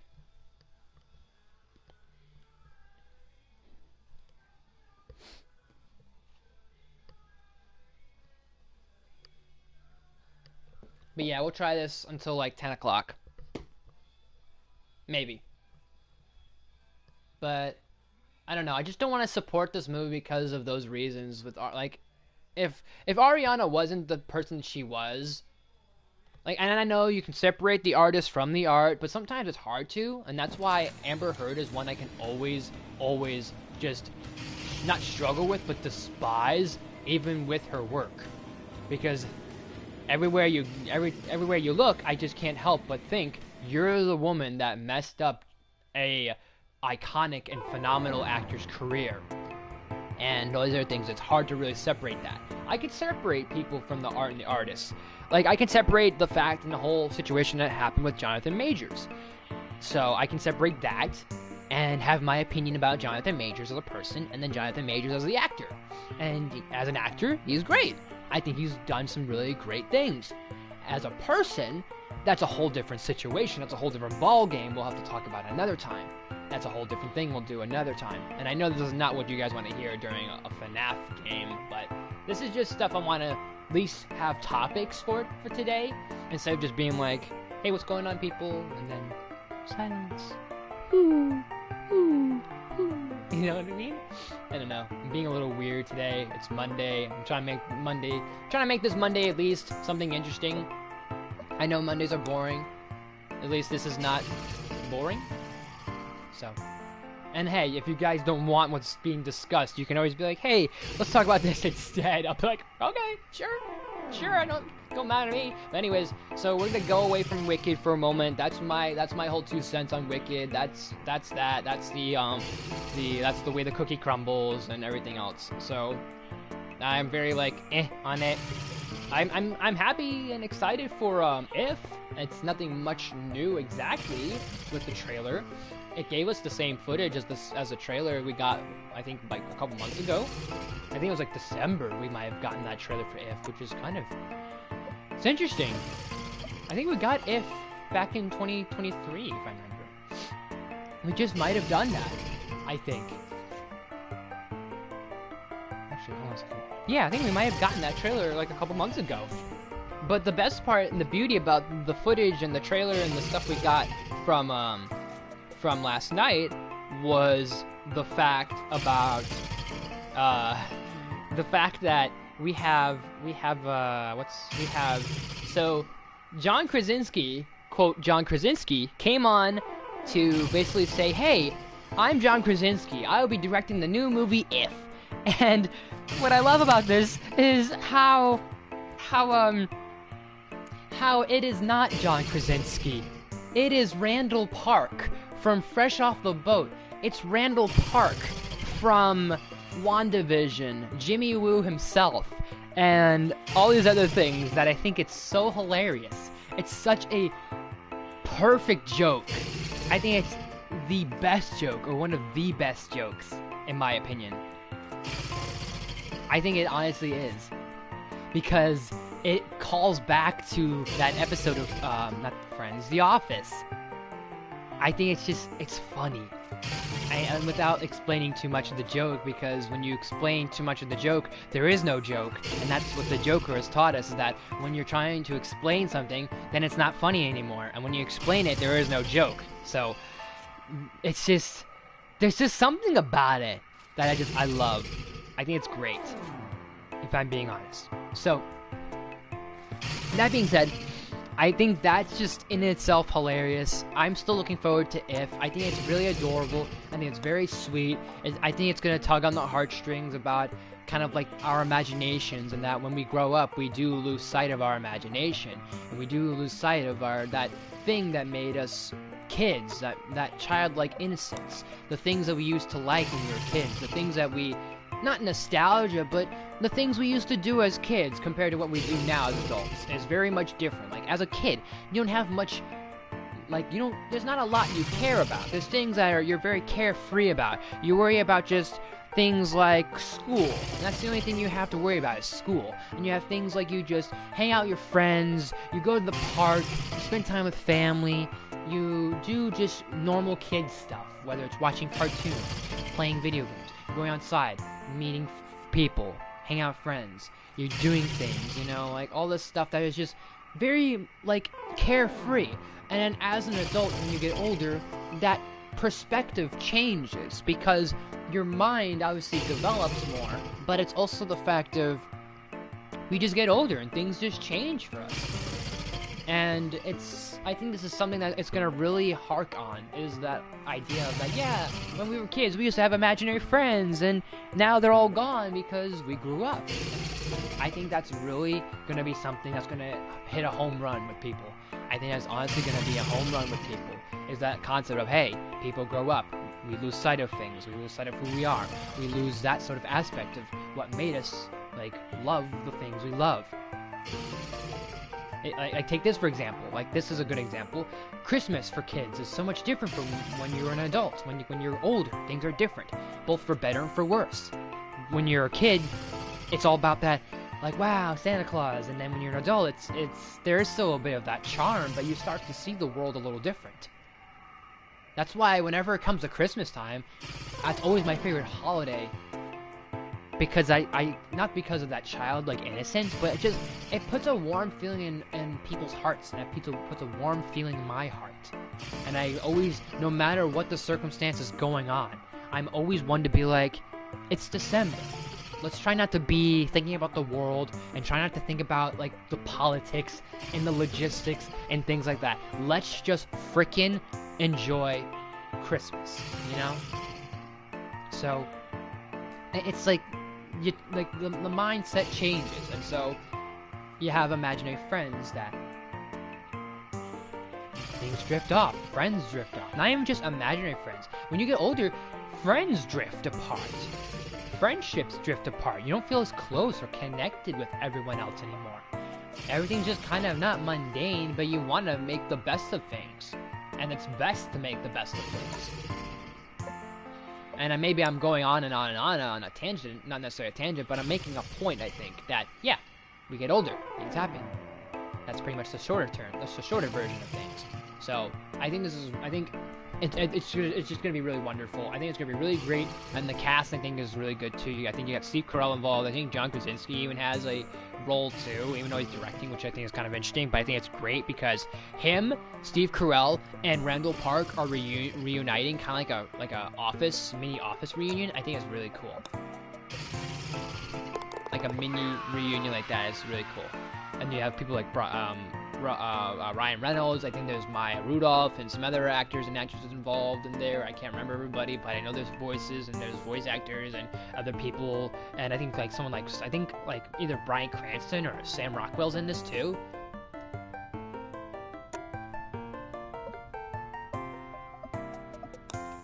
I think this is Beach Boys still.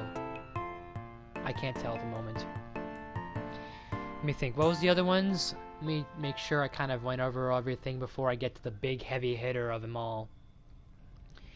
Knuckles, check. If checked. I guess I talked a little about Twisters. I guess a little bit about Wicked. I kind of talked about expectations on what we thought the Super Bowl trailers would be. So that would have been Inside Out 2, Moana 2. A lot of people were thinking those two. A lot of people were thinking Ghostbusters. I don't know about other people. I was thinking maybe we'd get something for Beetlejuice. I think that would have been awesome. But hey, it's not a big deal. It's not the end of the universe. I'm hoping we do get something with Beetlejuice soon, because I'm really curious I'm really curious about this movie. Like, this has been, like, years since we've seen the original movie, and since Tim Burton's done this film, and since Tim Burton's really directed a movie. I have no idea when the last time he even directed, if I'm being frank. I think the last time he probably directed a film was, Dumbo. That was 4 years ago, 5 years ago?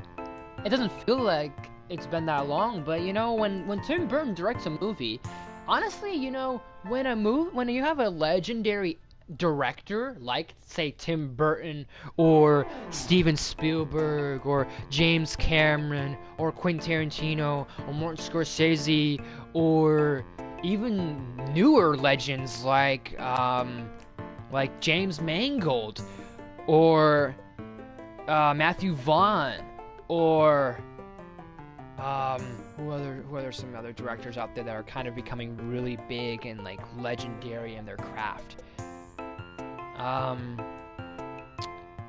Jordan Peele. It feels like when they direct a movie, it feels like it's been years since they've done a movie. But especially the OGs, the kings, like Tarantino, Scorsese, Spielberg, Cameron, Burton, Even, hell, I don't think it's gonna happen anytime soon, but people like, someone like John Carpenter. When was the last time John Carpenter did a movie? Like, that actually blows my mind right now. Actually, right now, I'm sitting here going, when was the last time he did a movie? Like, seriously, think about that, guys. The man that gave us Halloween, Big Trouble in Little China, Escape to New York, Escape to LA. That man hasn't done a movie in years, I don't think.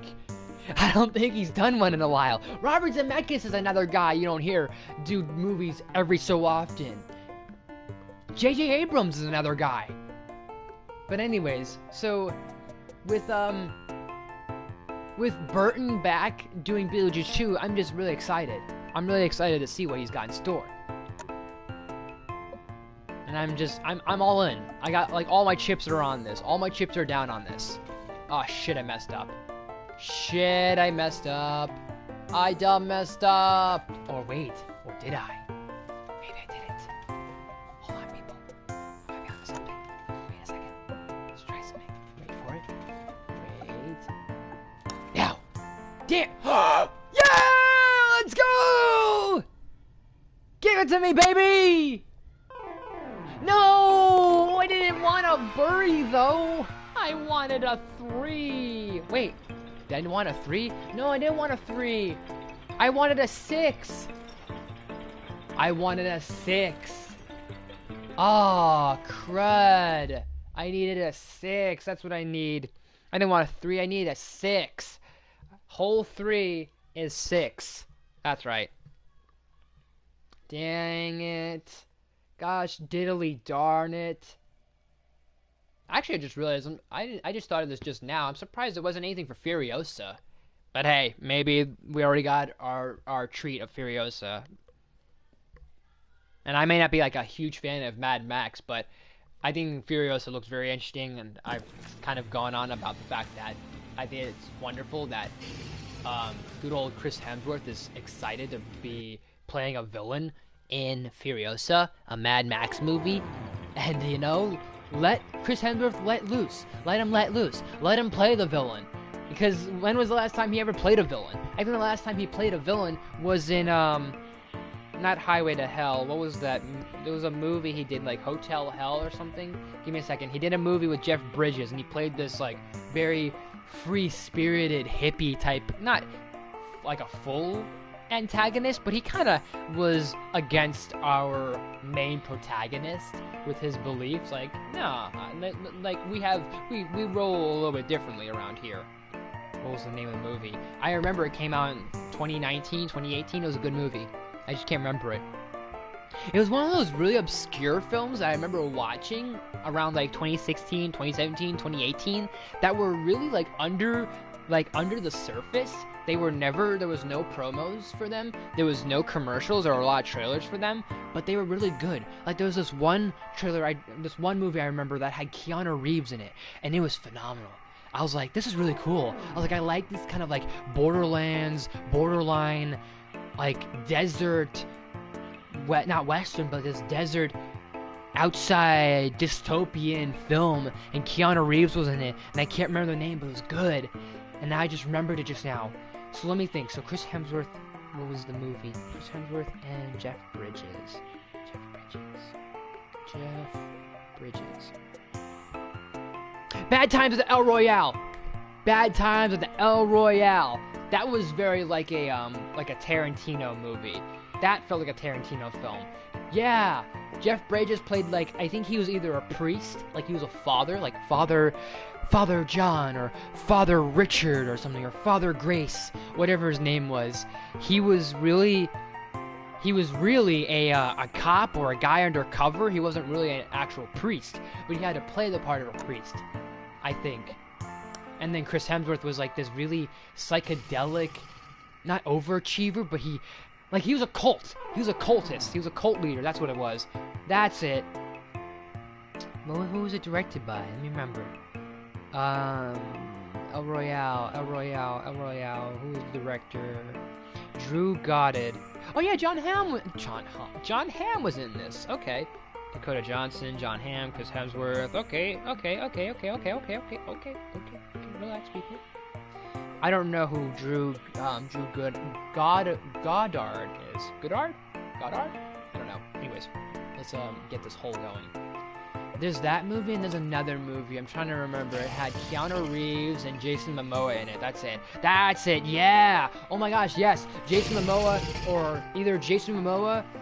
I think he was either our main protagonist, or our main protagonist had one arm. He had one arm, and there was something super cool.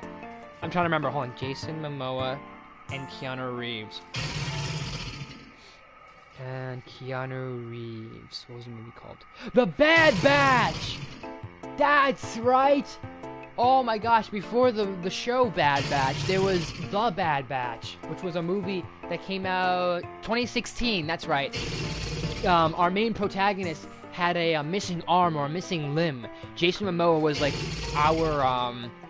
our guide a little bit. He was like our outsider. He's like, hey, there's that dystopian area. You don't want to go near there. You don't want to trust that guy. But yet, Keanu Reeves was the leader of a cult, I think, or something where he's like, we're all just a part of this whole thing, you and I.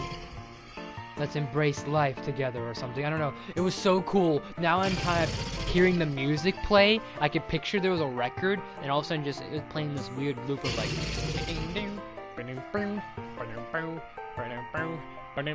it was so good now that I think about it. Holy crap. Yeah. So good now that I remember it. These were like low profile films. So where was I going with this? Oh yeah, Chris Hemsworth played a villain, and it's been a while since we've seen him play a villain because, I mean, don't get me wrong, I like him as Thor, but he's been playing Thor. That's it. That's all he's been doing is Thor and what else? Thor. So I'm like, hey, he loves the fact that he's getting to play a villain. He's happy he's playing this role. It's his favorite role, and nothing against the MCU. But he's like, hey, I get to be a different character. I'm not just typecast anymore. I'm playing this bad guy. I'm playing this crazy over the top villain, like something like a Mad Max villain. Like what's his name? What's the villain from Fury Road's name? I don't remember his name. Hold on. Now I'm gonna look up one more thing and then we'll keep going. Mad Max Fury Road villain. There was Maximus from like I think the first or second movie. Immortal Joe. That's it. Immortal Joe. I think even Immortal Joe is even in Furiosa because I think Furiosa is a prequel to Fury Road, so it makes sense. I mean, Anya Taylor-Joy is Furiosa, so she's playing a younger Charlize Theron. So hey, cool beans. But yeah, but the main attraction we're gonna really talk about with today's topic is the one and only Deadpool 3. Deadpool 3, also known as Deadpool and Wolverine. This really was the icing on the cake. I was like, you know what? You gave me this trailer. I'm satisfied. I'm happy. I don't care what else you give me. You can literally just give me Deadpool and Wolverine, and that would be the only Super Bowl trailer we would get this year, and I would be happy. Oh yeah, and there's Fall Guy. I forgot. I didn't see the Fall Guy one, but that looks cool. With Ryan Gosling, Florence Pugh, and what's her name? Emily Blunt. That's it. Emily Blunt. That's the name. So, that's right. So, but anyway, Deadpool 3. Deadpool 3. Deadpool 3. I am so stoked for Deadpool 3. I am so, there's no tomorrow. I was super excited for this movie, and hearing the premise of it, and just the concept of it, just sounds perfect, and, you know, the trailer really does give me what I want, and it does give me leading for more, and wanting for more, and craving more. And that's what a trailer should do, is that it gives you what you want, and it gives you and it has you on your edge of your seat, wanting, craving more, and desiring more. And that's, I think, what was perfect. It was smart, too. And it hid everything. It obviously didn't give us, oh no, basically it didn't tell us multiverse stuff was happening. It just basically gave us an idea that, hey, there's the TVA, they found Wade Wilson, and there's maybe some other stuff that we don't know yet, and it's gonna be Wolverine and Deadpool partnered up to supposedly destroy, not necessarily the multiverse, but they're supposedly supposed to be fighting in a timeline or in a universe with the Fox universe, I think.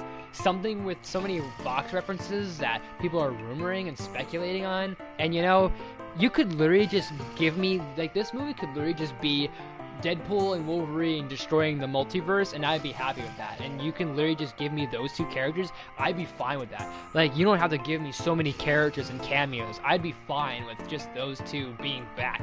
Just the fact that Hugh Jackman is playing Wolverine again, and also the idea of him playing a variant of himself makes so much more sense. Because, yeah, it's not retconning Logan, which that was the worry I had with Deadpool 3. And if we do get Hugh Jackman back, I was like, okay, this is going to be a little confusing. Are we going to really destroy the timeline that was Logan? Because Logan was such a perfect timeline. It was such a perfect close. And that was such a perfect closure for Hugh Jackman's Wolverine. That Wolverine. But this time, we have him playing a variant. And, you know, I love that even Ryan Reynolds wanted to make sure of that, and he was so on the nose about it. Like, hey, we don't want to mess up what Logan did. We don't want to disrespect that. It was a very perfect close. We don't want to ruin it for fans because people love that movie. And if we ruined it for fans, that would really kind of stir up some tea. And I know that would. Like, let's be honest, people. For anyone that's actually still in the chat, but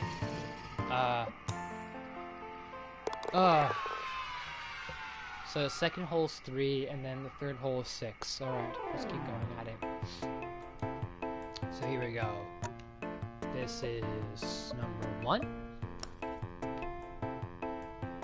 But anyways, I feel like it gave us just the right amount.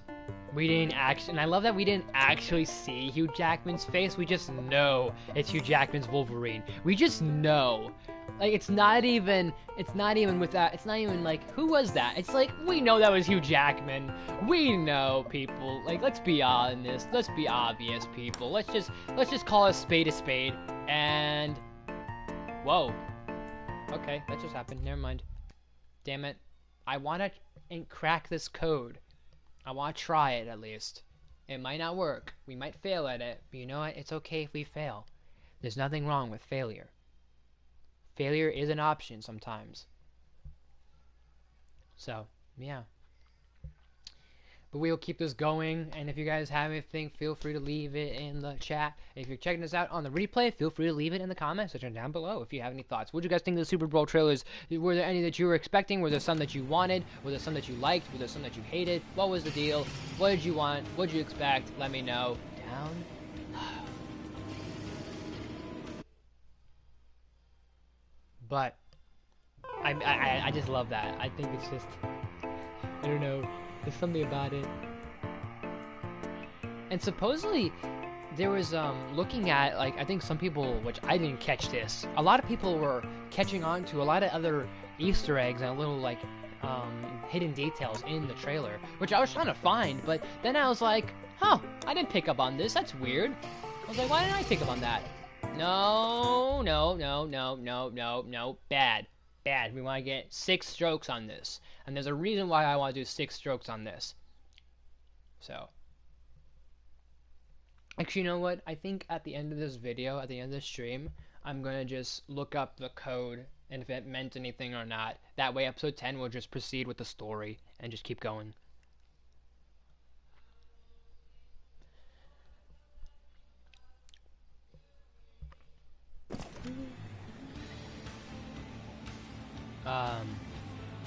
It just, I don't know, it just gave me the right amount, and then it got me even more excited. I'm ready for this.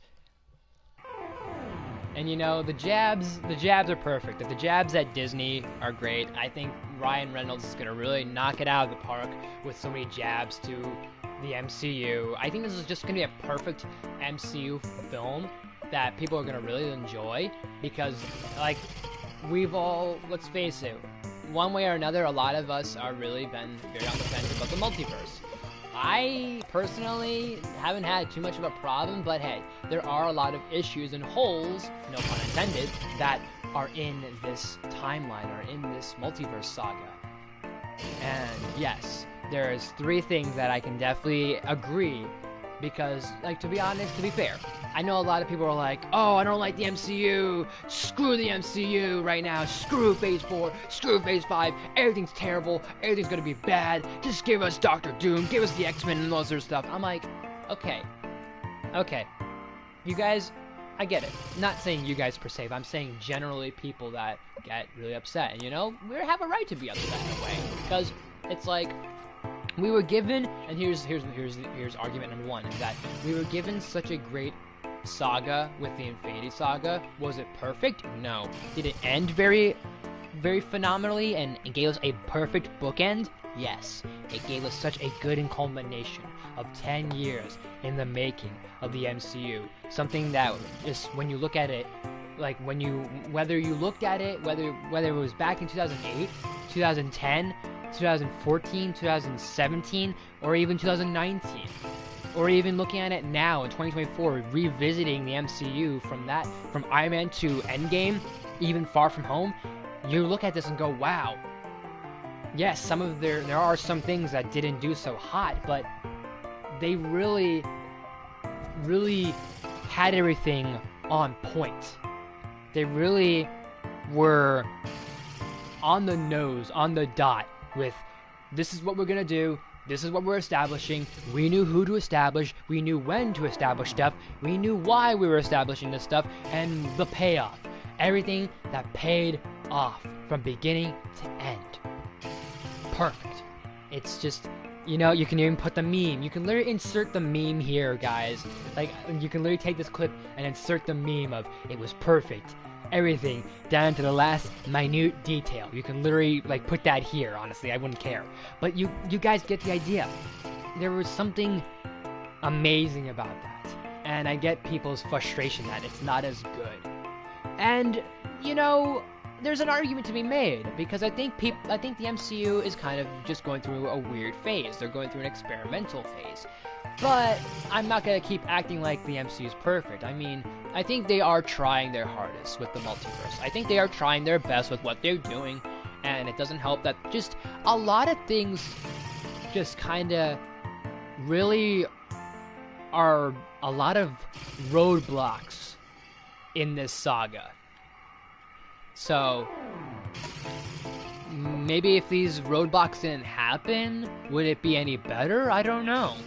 That's the thing, we don't know. But for what we have, I don't think the MCU is dead. I think Deadpool 3 could really bring it home. I think Deadpool 3 is going to be the one that's going to bring it home for fans, for audiences, and for everyone, and for moviegoers to be like, wow, maybe we are back on track. And the fact that Deadpool 3 is going to be the only movie that's coming out this year from Marvel, that's a first in years. Last time we had that was literally the phase 1 of the MCU, with 2008 being Iron Man, and then 2009 had just, I think, Incredible Hulk and Iron Man 2, and then 2010 was Thor, and then 2011 was Captain America, 2012 was the Avengers. Like that phase was almost like every once a year there was one movie. So this is gonna be rare for the MCU to be like, yeah, this is our first in a while to just have one MCU movie. Granted, there's gonna be TV shows, but in terms of the movies, this is it. It's just Deadpool 3 and that's it. Not counting Kraven, that's not part of the MCU. I refuse to make that a part of the MCU. That is not a part of its multiverse either. I refuse to say that because I am not going to support Kraven, if I'm being honest. And then you have Venom 3, which I don't count because that's in the Sony universe. I don't know what to count it. I don't know where and what and how to count it, but yeah. Hold on a second. Can I look at Freddy? I can't see Freddy. That's fine. Make sure I have this right. Just slowly hit it. Just give it a little.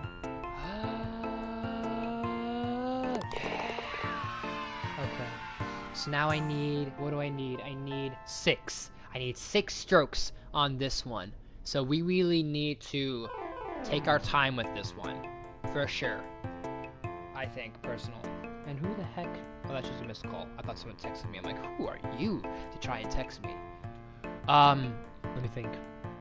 So, that I will admit is maybe Deadpool 3 can bring it on home, but I don't think the MCU's dead. I've explained this many times to people, but I don't think the MCU's dead. If you think the MCU's dead, that's fine. That's your opinion. I'm not gonna disagree with you. I mean, I might to an extent disagree, but I'm not gonna be like, your opinion is the worst, or your opinion sucks, or your opinion has no facts behind it. There's no evidence. There's nothing like, there's no technicality of me going, well, technically, no. There's nothing there that makes me go, yeah, I believe, like, I'm not gonna be like, your opinion is the worst in the world. But I'll agree to disagree to an extent. But yeah, that's one big thing, is that, yeah, the MCU has definitely there's definitely been a change in the MCU with its tone and with everything else that's happened after Endgame. Maybe, I don't know what it is, but anyways, that is definitely a big thing, is that they knew what they kind of were, it felt like they knew what they were doing. And even before they knew what they were doing, just something about that first Iron Man movie and how that just capped it all off, and how Endgame ended it off, that saga at least. So that I think that's gonna be one thing that I can agree is an issue, is that we have that big perfect culmination and nothing will compare it. Maybe the multiverse saga will be like a big culmination of things, and it will all pay off this. But there's so many things that, here's my other argument, is I will admit, I like the content that we've gotten, but let's be honest, there has been too much content that the MCU has been giving us. Since from 2020 to now, there's been so much that has been crammed in our throats. And yes, we can digest it, but there's too much to digest a little at times. I will admit that, yeah. Like, there's how many times we had to be like, oh, we watched WandaVision. Okay, next thing. Okay, Falcon and Winter Soldier. Next thing. Okay, now there's Black Widow. Okay, Loki. Okay, Hawkeye. All that happened in 2021. There was so much thrown at us in 2021. WandaVision, Falcon and Winter Soldier, What If, Hawkeye, Loki, Black Widow, Eternals, Shang-Chi, Spider-Man. 9 projects and 3 or 4 movies shoved in us during that year.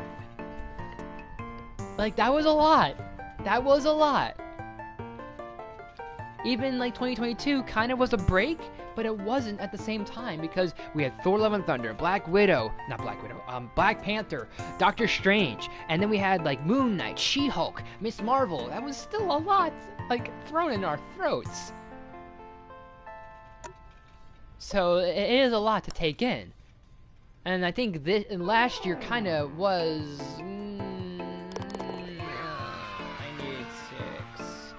I need 6. Did I say I need 6? I need 6. Anyways.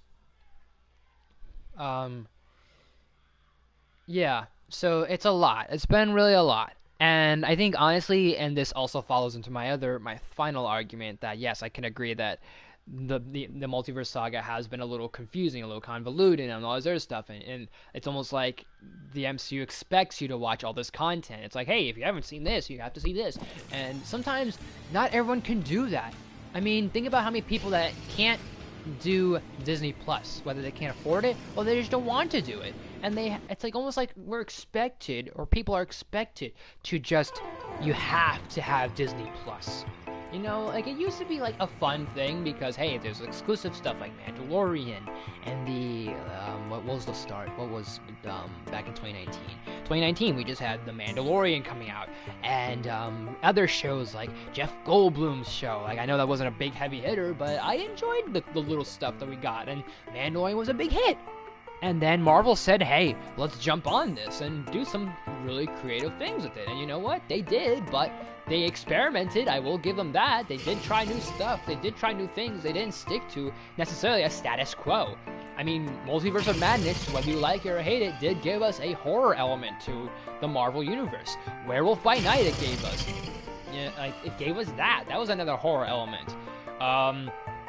WandaVision gave us kind of like different aspects of television in the format of the MCU, from like black and white to the Technicolor to the radio, and you know, there's all these things that it kind of gave us a little. That was like, oh, okay, this is a little different. It's not just MCU like cheese or MCU humor or MCU fluff, or whatever people are calling it, where it's like, oh, it's all just humor and slapstick and joke after joke after joke. There were a few moments that kind of gave us something like deep, and something like Black Panther was a nice break from the multiverse. Moon Knight was a nice break from the multiverse. Guardians of the Galaxy was a nice break from the multiverse. So, like, not everything was, like, big, catalytic, catastrophe, like, things going on in the multiverse. We have to set up all these things all at once. It gave us a little time to kind of resonate with characters. We got to resonate with Hawkeye. We got to resonate with people like that. We got to resonate with others, you know. There's some others out there. It's just, there's just a lot that really came at us. So,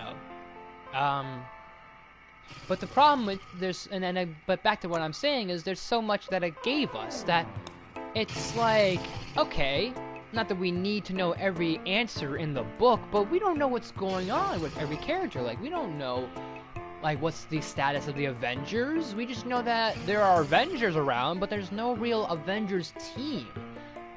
Like, at least after Avengers 1 and Avengers Age of Ultron, there was an establishment, like, throughout Captain America the Winter Soldier, Thor Ragnarok, Ant-Man. There was establishment of that, hey, there was other Avengers out there, and that there were other characters, and that the Avengers were referenced and tossed out there, like, hey, who are a part of the Avengers now, or who's the Avengers? I mean, we saw Falcon and Ant-Man, and that kind of establishing that, yeah, I'm kind of now an Avenger at this point, and all these other things, and Ant-Man kind of gave us a small brief thing like that. Spider-Man Homecoming had Iron Man still, and all these other things, like, hey, what's going on with the team, you know? They moved from the Avengers Tower to that small base they had. That small bunker, whatever you want to call it, the Avenger bunker, I don't know, I don't care.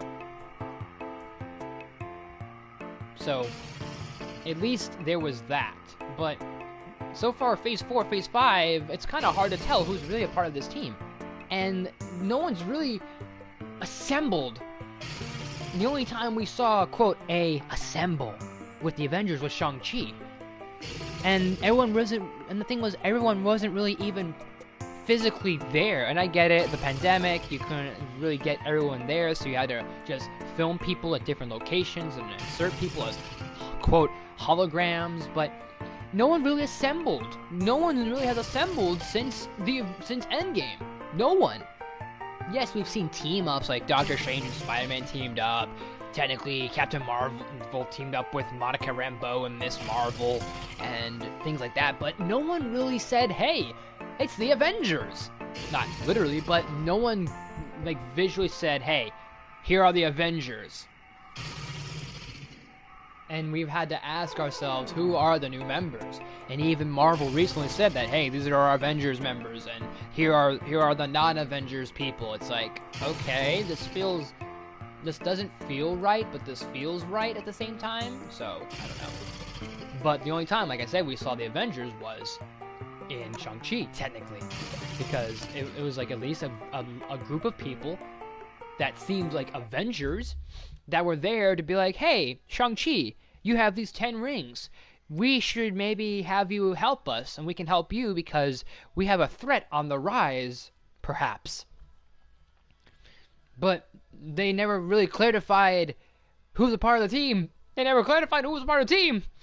That's my problem. That's another problem. There's many problems that this phase has so far established, is a lot of things happening, but no results.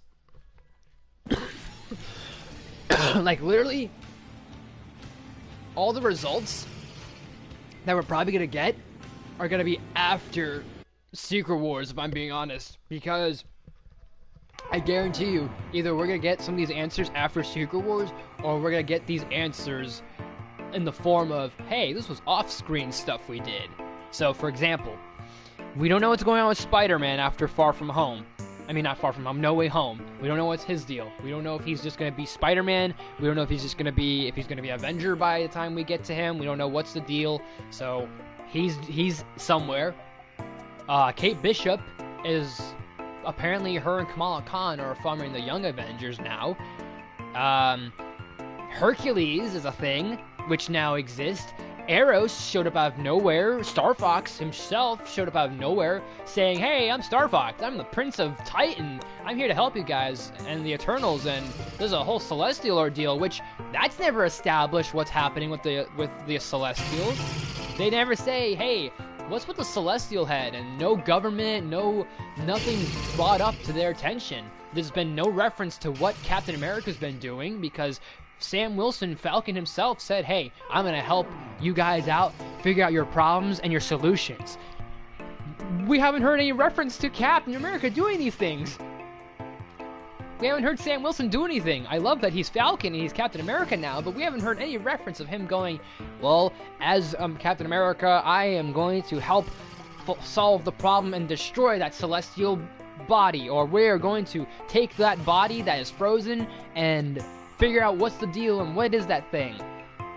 Like, there's been no establishment of that. There's been no establishment of what's going to happen with Shang-Chi. Doctor Strange is lost somewhere in the multiverse with Clea, his wife, or soon-to-be waifu. Thor's somewhere with his daughter, or not his daughter, but his adopted daughter that he took under his wing. And Ant-Man is living his own life. Like, he doesn't care and doesn't give two rats, really. He's just not, he's like not even giving a shat. He's like, yeah, I'm living a perfect life, everything's great. I just stopped a time-traveling tyrannical tyrant, and now everything's great about me. I'm Ant-Man, you know? Like, there's that. Shuri is Black Panther, but there's been nothing implying what Wakanda's gonna do for the rest of the world. I mean, I guess if you want to say Wakanda's taking a break from the rest of the world, that makes sense because they're coping from the loss of T'Challa. But even Wakanda Forever, they establish, Queen Ramonda even said something about, our king may be dead, but we are still like in the public eye. Like, we will still be watching. And it's like, okay, sure. And then the TVA is not acknowledged until Deadpool 3. Which, hey, great, we're establishing that the TVA is going to become a more prominent part in things. But they've been doing their own thing. Moon Knight's somewhere out there with being Jake Lockley. and all that. Monica Rambeau is in another universe for whatever reason. I don't know why, but apparently she's in another universe. Carol Danvers is having an identity crisis that no one gives a shit about. So, there's so much happening that they've established that it feels like loopholes and plot holes. And these movies don't need to close the book on this stuff, but we're not getting any answers. She-Hulk is happening still. She's an attorney. And I mean, the only thing that we're getting that's gonna establish stuff is literally 2024, the year of establishing shit, it feels like, because Deadpool 3 is like, hey, let's figure out the whole multiverse situation, and we're establishing a TVA. Echo gave us a implication of that, hey, Kingpin, spoilers, Kingpin's gonna run for mayor, and then Daredevil's still around, and that we're gonna see him in Daredevil Born Again. So those are the only things that are really like, okay, they're actually tying things and tying knots and making sense to stuff. And not that anything else is not making sense, but it's like everyone's kind of doing their own thing, and there's no, I don't know, there's just so many things that are not establishing, because there's not going to be an Eternals 2 anytime soon. There's not going to be a Moon Knight Season 2 anytime soon. There's not going to be a Doctor Strange 3. And not that we need these before Avengers 4 and 5, but it's just the fact of we're having all these other projects, and Marvel's not focusing on what they really want to tell. Like, if they want to tell Moon Knight, tell a season 2. If they don't want to do anything with Moon Knight, then just have him appear in Avengers stuff, or make him a part of the Midnight Suns, or something. And Blade is somewhere out there. Blade, who hasn't gotten his own movie yet, is still out there. Hasn't gotten a damn thing, and I feel bad for Mahershala Ali, because he has not gotten something since his announcement, since back in 2020 when he was casted as Blade. And I feel so bad for the guy. I genuinely do. It's just, it's crazy. It's Jay insane. It genuinely is crazy. I'm gonna give this, hopefully, I'm gonna try and do this, I hope. Hopefully this will work. This might not. Nope. There it goes. Yeah, I figured. Okay. Fudge. This is not gonna work for me, guys, so we're gonna probably start winding down. That was a lot for me to take in, and I'm surprised that not a lot of people are here. So, we're gonna leave. At least leave the game. I'm gonna save my progress, so that way I know. But before we go, I do want to look up if that code means anything. So we're gonna go check that out in a second. I need to just get Freddy upstairs, charge his battery, and then we're gonna save. Even though there's nothing really to save, but still, it's worth saving anyways.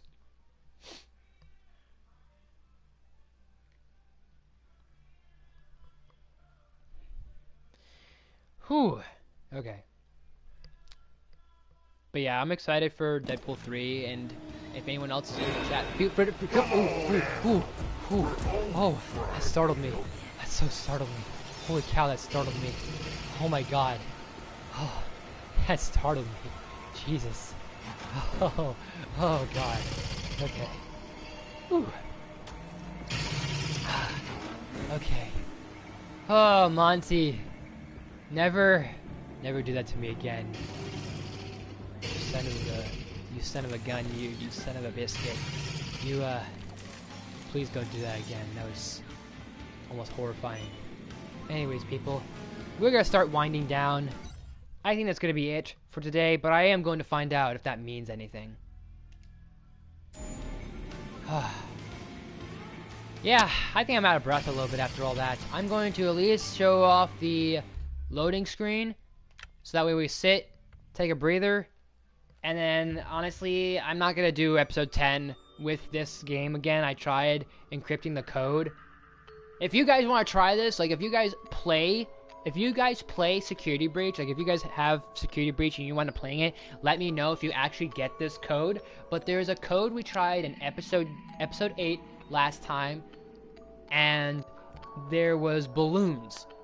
And I could show this, but you know what, I'm too lazy right now. I said that I'd stop and wrap up around 10 o'clock. I'm going to wrap up around 10 o'clock or so, and that's perfectly fine. So, the balloons in certain holes that we did last episode, or in one specific room, there was 9 digits.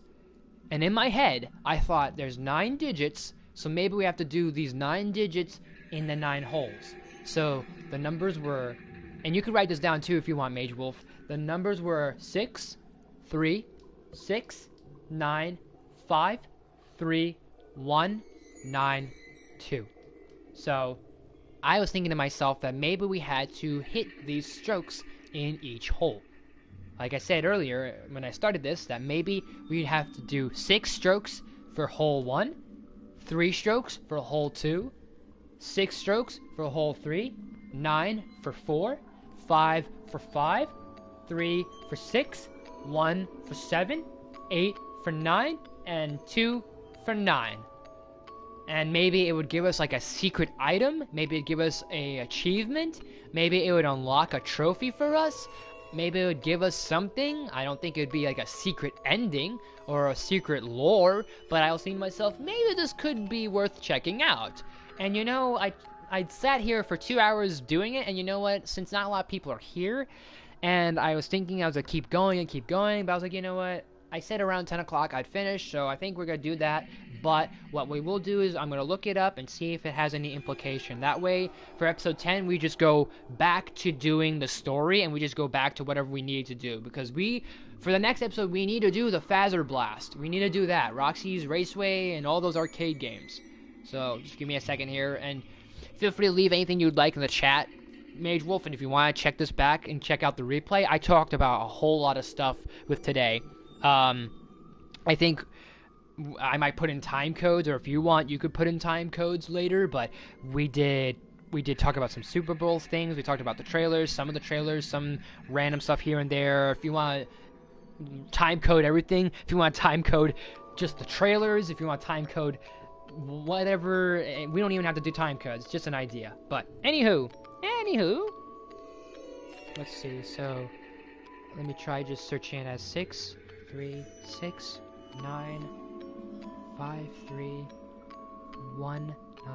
If that does anything.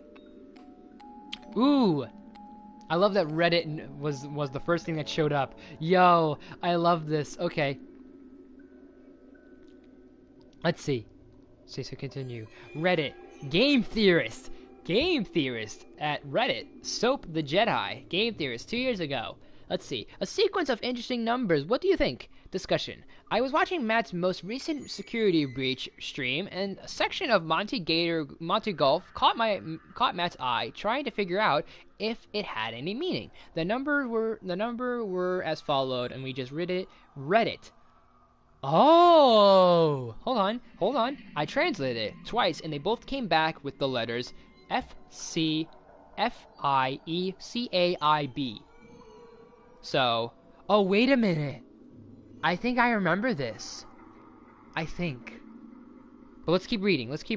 Now, I can't think of any significance this sequence has, so I hand it over to the rest of Team Theorists to get their FNAF brains a-whizzing and seeing if this has any significance, or should I take Mr. Hippo's advice and stop reading into something that has no significance?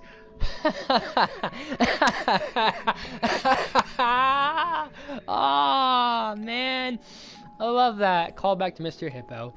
Bravo. Let's see if there's anything else that it says here. Anything? What has everyone said? Let's see the comments of this. Let's see. Maddox suggested that these numbers could indicate the number of shots needed on each hole. That's what I was trying to do. The last number being a secret hole that unlocks. Ooh, the last number that being a secret hole that unlocks after you complete the first 9. So, first hole 6, second hole 3, third hole 6, fourth hole 9, 5, fifth hole 5, sixth hole 5. Wait. Oh, there's 10? I must have missed a digit. Whoa, I missed a digit, guys. I missed one. So 6, 3, 6, 9, 5, 5, 3, 1, 9, 2. So first hole being 6, second hole being 3, third hole being 6, fourth hole being 9, fifth hole being 5, sixth being 5, seventh being 3, eighth being 1, and ninth being 9, and 2 being a secret hole. Has anyone tried this? It isn't a phone number. Wait, has anyone tried this? It isn't a phone number. Myself and others have tried calling it. Let's see these 2 more replies. From Dex Tonight. I'm literally looking this up on the Safari, so I don't have Reddit, by the way. Since the amount of numbers doesn't match the amount of courses in the mini golf minigame, I was thinking that the 2 5s maybe should be read as 10. 6, 3, 6, 9, 5, 5, 3, 1, 9, 2. So then you should score 1, 6, 2, 3, 3, 6, 4, 9, 5, 10. 6, 3, 7, 1, 8, 9, 9, 2. Getting a hole in 1 in course 7 seems pretty easy if with the quote fake debug menu you can open in the minigame. I don't own the game, but someone should try this. A few more comments. What else? I'm gonna keep reading these off, and then that'll be it. Unless there is anything involved. This is interesting, though. I was on the brick of something. If I didn't mess up so many times. Just a quick note that when he played that hole and changed perspectives, there were actually 2 5s. So the updated sequence is 63695533192. Let's see, it may be a phone number because the first 3 numbers are registered area code in the US. Oh yeah, 636 does sound like an area code, like a 727 or an 813 or something like that. I wonder if these could put into some sort of cipher to unscramble. I don't play the game myself, but maybe it is like Matt Pat said, and it's the number of strokes for golf. Wow, I was almost on the nose here with this. Damn. There's a keypad behind some books on the computer desk in the area with the photo pass that you get in the beginning to go into Freddy's room. Let's see, one more reply to that. Yeah, I tried everything on it and nothing happened. Good catch though. Took me a bit to find it. This is making me want to buy it even though I'm probably gonna shit my pants. Oh, that's good. This is the 6-worded. This is the 6-worded one that the unscrambling machine put out. By face, 5-letter word. CEIBA, whatever that is. The word party is also spelled out in the balloons alongside the number. If it's a cipher or something, maybe those letters are part of it. I don't know how to solve ciphers myself, so I am just guessing. Has anyone tried this? No, I haven't tried it. I'm just kidding. I have nothing but real glitching it out. Nothing story-wise. Huh. Okay, so let's see. My first is that you have to match the numbers with the amount of strokes each golf course needs. There are 9 holes, but 10 numbers. So what if you have to match the number? All these other things. Wow. I'm going to keep going for another minute reading this off, and then that's it. Because I don't know how far. Oh, actually, we're almost done reading this. Okay, cool. Never mind. Let's see. If you had to do that, then you get another hole. When you have to use 2 strokes, the last number in the sequence being 2, then you get a secret you'll get a secret cutscene or something. It also makes sense because course 9, or the annoying one, gets 9 strokes. Another theory has to do with the balloons that MatPat found. MatPat, you have to use the phaser gun to shoot the balloons in that order. Or maybe I'm just looking into it too much. Sounds about right. Go ahead, go and check out balloons and phaser gun off the list. Nothing there. Huh. So I guess there's nothing with the balloons, or maybe it's nothing to do with phaser gun, maybe. I don't know. I think you should use the D-pad, hack pad, to set score to the code. See, I have a few theories myself. It could be a Veneer cipher or Caesar cipher. The numbers could correlate to the rankings on the arcade machine. G, J, C, C, G, J, F, B, S, F, S, C, C, F, F, B, and G is what I got. Party could be the key for the cipher, but it doesn't seem to work. Okay, that seems like that's a lot to unpack if I'm being honest, but I do love that I literally searched it up and that was what came up, so I think that's really cool.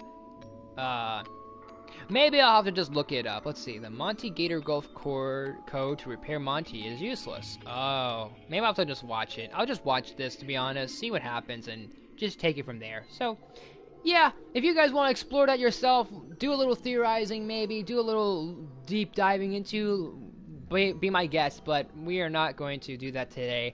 We are done with episode 9, episode 10. Next time we do FNAF, next time we do Security Breach, we'll just go into everything else and just see what we can do. And if you guys have like, hey, try this code or try this thing, maybe we'll try little things like that. We're definitely, I feel like a lot of fans, whether it's you guys or diehard fans, are going to be like, you should try this. I'll be like, okay.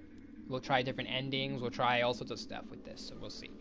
But I'll give you guys 2 more minutes. Tom, Mage Wolf, if you have anything you want to leave in the chat, feel free to do so. Is there anything that you were excited about from the Super Bowl? Was there any trailers you were looking forward to? Was there anything that you guys didn't expect? Was there something you were expecting? Leave me for your thoughts. I want to give you guys a fair deal because I know not a lot of people were here today because I was probably just playing the game and playing the golf course, and I don't know if people tuned out for that. I don't know if people were just listening. I'm not sure, but it's, you know, it's not a problem anymore, I guess. It's not a big deal, I suppose. I don't know. I don't know, Mang. I don't know, Mang. But that's up to you guys. Those are my thoughts on everything. I'm excited for Deadpool 3. I said some other trailers, but that's the main one I'm really excited for. If I had to rank the trailers of most excited to least excited, I would say, let's see, I would go and say Deadpool 3, I would say If, no actually, I'd say Deadpool 3, I'd say If, I'd say Kingdom of the Planet of the Apes, I would then say, I'm not gonna count Inside Out 2, because it's just a brief thing that happens. It's like, literally, it's not even much of a trailer, it's just more like, hey, see the trailer on YouTube. It's more like that, so I'm not gonna count Inside Out 2. It didn't really give us too much. I thought we would saw more of the emotions, but I think we're probably gonna see those guys later. Like, the NU, embarrassment, and, there's another one. NU is like boredom, there's embarrassment, and then there's another one. I forgot the other one, but there's anxiety. We've been seeing anxiety a lot. They've been really trying to push, and they've been trying to really push and really market anxiety a lot. So that makes me interested. So that's very interesting. So I'm not gonna count that. If was really good. I liked If. It's not really a trailer per se. It's just more like a troll, but I think it's a hilarious troll. So I'm gonna say Deadpool 3. I'm gonna say If. I'm gonna say Kingdom of the Planet of the Apes. I will then say, I didn't see the trailer, but I'm gonna say Fall Guy. Out of, like, I mean, that looks really good because it's a stuntman. It's about a stuntman, and I think it's gonna be really cool. And it's like an action flick. So kind of like it makes me think of Last Action Hero with Arnold Schwarzenegger a little bit. So I think that's gonna be really promising. I'll say Knuckles. I'll then say Twister, and then I'll say Wicked Part 1. I'm least excited for that one, sadly. And I say sadly because I feel like if things were changed and people weren't the people who they were, I'd be like, I'm on board this whole Wicked movie, but I'm not. And it's disappointing because at one point I was excited for a Wicked movie, but now I'm like, I don't want it now. I really don't want it. And it's sad because there's talent there that I'm like, okay. Like, whoever's gonna play the Wicked Witch seems really, like, she seems like she could be great, with great caliber and talent. And then there's Jeff Goldblum, there's whoever these actors and actresses that are gonna be playing. Apparently we're gonna have, I don't know too much about Wicked, but I just know it's supposed to be, like, this thing telling about Elphaba, or whoever the Wicked Witch's name is. I think her name's Elphaba or Elsa. Not Elsa. Elphaba. Alpha. I don't know. It's like names like that. Surfing USA. Nice. Anyways.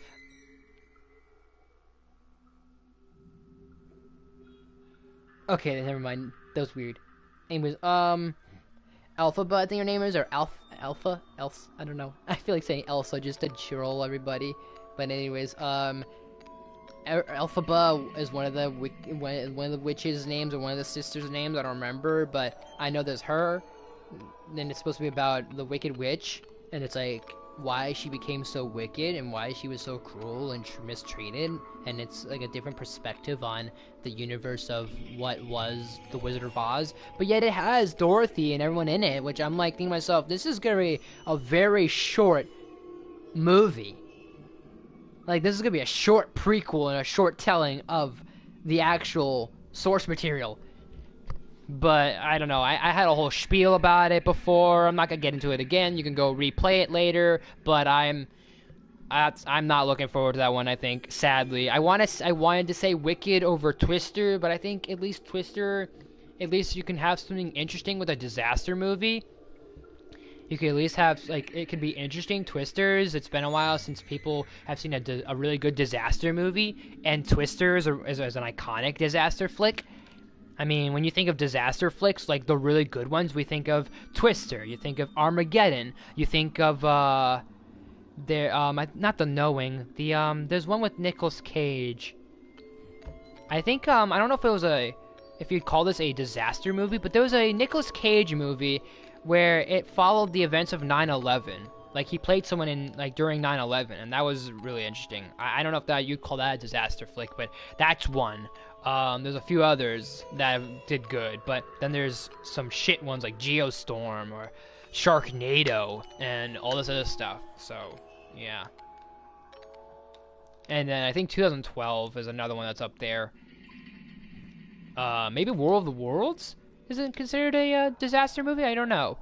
Maybe not Armageddon. I already said Armageddon. Maybe Independence Day, kind of, because it's like a world disaster, world invasion, alien invasion sort of thing, like the world's about to end sort of thing. I don't know. I have no idea. Anyways, so I'm not really a fan that it's like a sequel or it's a remake of the sequel or a remake or a soft remake of Twisters with Bill Paxton, but with the late Bill Paxton, I should say. But at least it seems like it could be better. I don't know. I want to give it a little more hope, and I don't know. I just have a lot of like disappointment with Wicked. But yeah, it's supposed to be based on the Broadway show. That's the case. It's supposed to be based on it.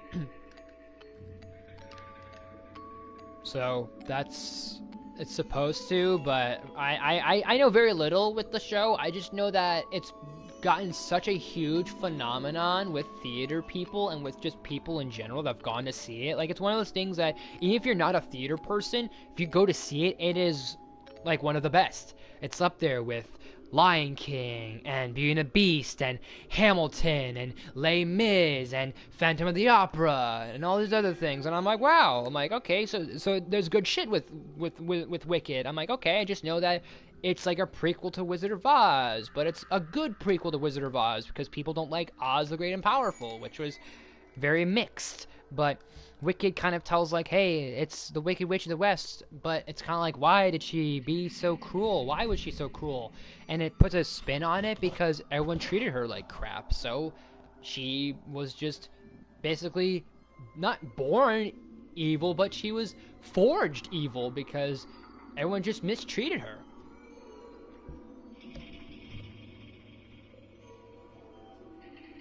And for whatever reason, I could have sworn in the trailer it showed Dorothy, the Cowardly Lion, Tin Man, and all these other things. Unless it's like a sequence where Oz is like, I can see the future because I'm Oz for whatever reason. Or I don't know. I have no idea. Maybe Goldblum's gonna be Oz. Maybe someone else is gonna be Oz. I really don't know. Kinda don't care. I feel bad because, again, Jeff Goldblum was like one of my favorite actors, and him being tossed in with this movie with Ariana Grande is just, I don't know. I feel bad for the guy. I feel bad. But anyways, anything else you guys want to leave before I leave? I'll give you guys at least 3 more minutes. At least 3 more minutes, and then that'll be it.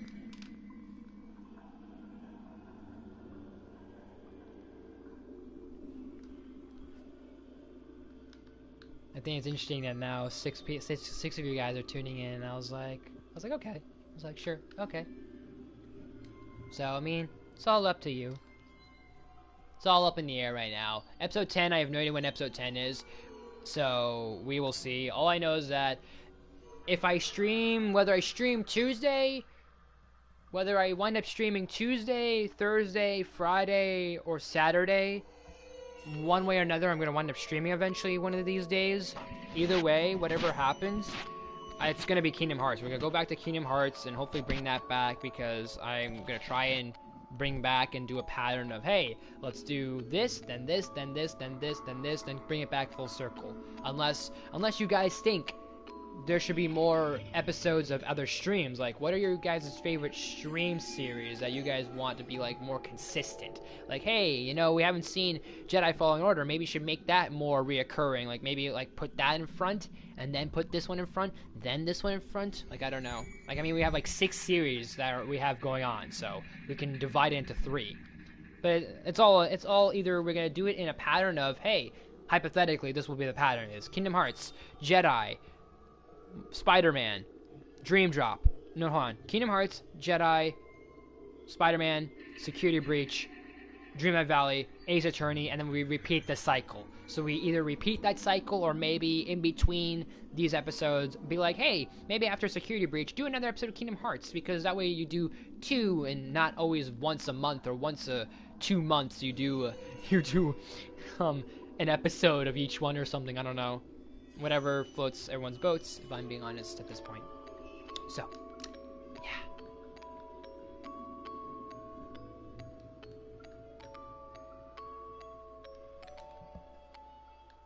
And if you guys are checking this out on the replay, don't forget to just feel free to leave whatever you like in the chat.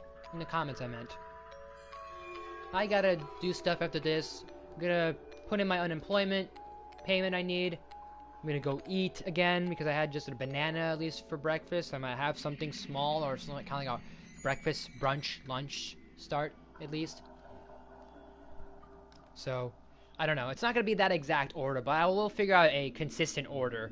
Maybe I'll just, you know what, Mage Wolf, I think what I will do is, I was going to do this as a poll, but I think I'll just ask you guys, I'll literally just ask you moderators, which would you prefer to be the order, and just be like, hey, which do you guys want to be the order, and then we'll just, after Kingdom Hearts, just start from there, you know? So maybe I'll just do that with you guys. I was going to share a poll, but I think I'll just consult with you 4. So we'll just do that. It's not going to be the exact one, but I'll be like, okay, which one do you guys feel like should be the order? Is there a specific order? Or is there one you want before this one, after this one? Or, hey, it's been a while since you've done this one. Maybe you should do the ones that you don't do as much first, and then do the ones you do more often after, or vice versa, vis-a-vis, whatever. I don't know. Whatever, Mang. But thank you guys for all of you that did at least tune in during the live stream. I at least enjoyed it and at least appreciate it. Hopefully you guys at least enjoyed somewhat, shape, or form. I know it was just me just babbling on about so much shit, and that probably, I don't know if you guys, never mind. But anyways, guys, thank you so much for watching. As always, if you like this video, please smash the like button. If you're new to my channel, please subscribe to us every day, every week. Please make sure to ring that bell to new videos every day, every week. Share the video with any friends, all the good stuff, and more. Leave some suggestions in the comments section. You name it. I'll look into it as best as possible. Oh, shit. That's new. That's a first. Chris Stuckman's talking about trailers. It's been a while. And I almost forgot about the that Monkey Man trailer. I mean, it's nothing new, but I almost forgot that Monkey Man was coming out. I mean, not that it was coming out, but they just kind of randomly dropped something. Which, you know, dumb name, really silly name, but you know, it looks kind of fun. It looks really cool. I'm not gonna lie. I would say probably that next to Kingdom of the Planet of the Apes. Yeah, that's what I'll say. Anyways, so for any of you that do tune in during the live streams, as always, like my good pal Mage Wolf is saying here, is that for any of you that do leave something in the chat, it doesn't matter what you leave in the chat. It can pertain to the game, it could not pertain to the game. You can ask me a question, you can literally just say anything. Like, honestly, like, my rules aren't really that strict when it comes to the chat, because I haven't had any much issue until there, and which, don't jinx me, guys, until there is issue with the chat, there is no rule. Like, literally, you guys can ask me like random comments, random questions, random concerns, random suggestions, and it doesn't have to pertain to the game. Like, it can pertain to, like, if I'm doing a live stream, even if I'm not playing a game, you can literally just be like, which do you like more, bacon or pork? I don't care. Like, literally ask me something random, and it wouldn't bother me. But no, it's this movie called Monkey Man. It's produced by Jordan Peele, and it's kind of like John Wick meets, you guys know the movie RRR that came out? It's a very Indian, very interesting, unique insane, over-the-top movie that it's a very... I'm not even joking when I say this is a no joke, no pun intended, a actual indie film. Because this was put out in theaters. And it was this weird, crazy, like, look it up. I'll have to show you it later, but look it up. It's called RRR. It's like something, something, something. RRR.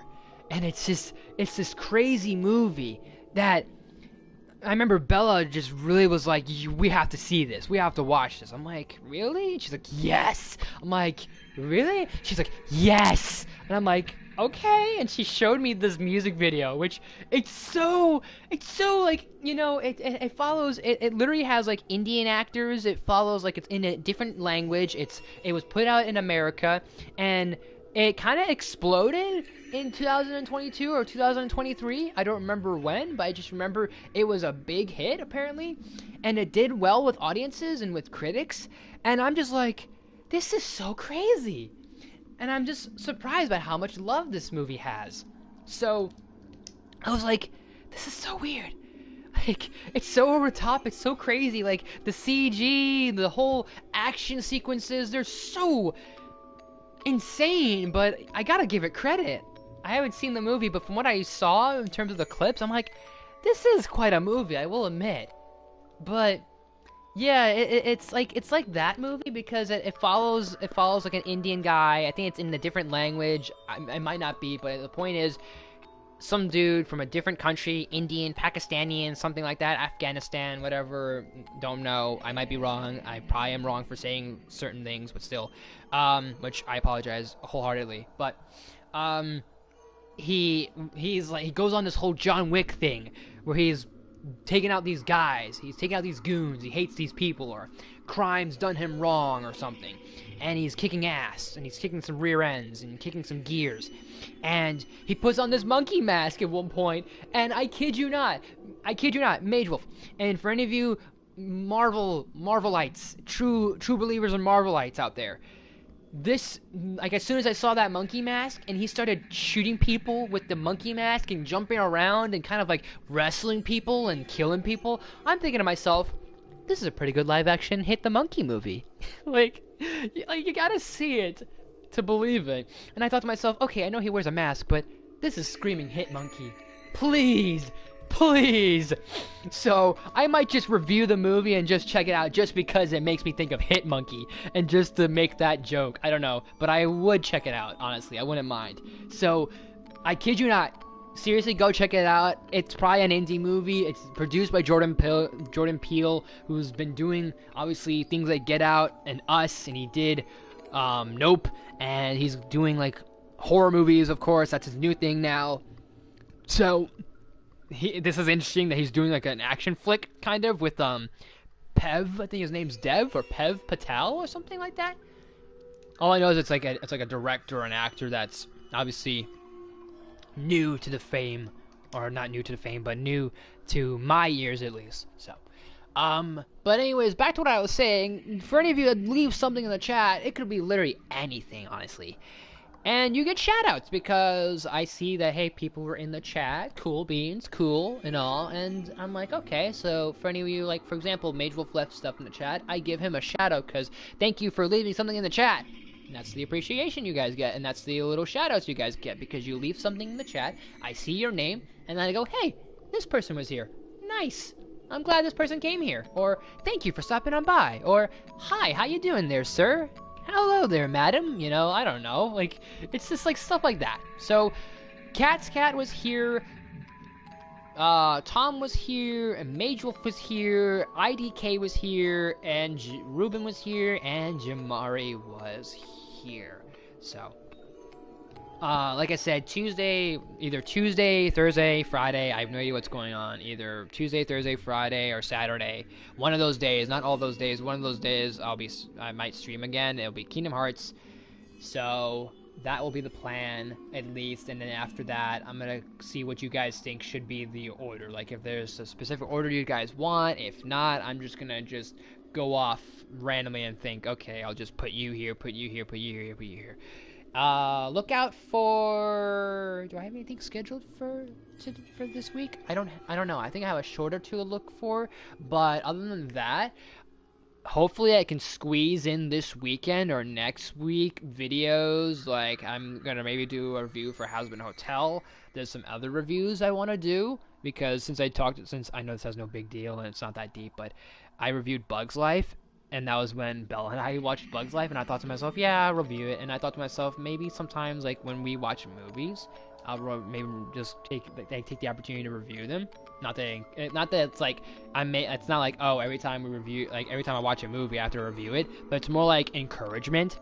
It's more like okay, maybe I should review some and review others. So I'm gonna probably do maybe some random ones, like maybe I'll do Monsters Inc. I might do that sometime. Like I don't know. I'm gonna basically do more movie reviews and squeeze in some stuff before March, because March Marvel Madness is gonna be March Marvel Madness, Marvel stuff. So Loki season 2, Echo season 1, the Marvels, What If season 2, Marvel stuff, and then probably more Spider-Man and Lego Marvel and some other things as well. So bear with me with this month, bear with me throughout the rest of these couple of months and all that good stuff in these few weeks. And so thank you guys so much for watching.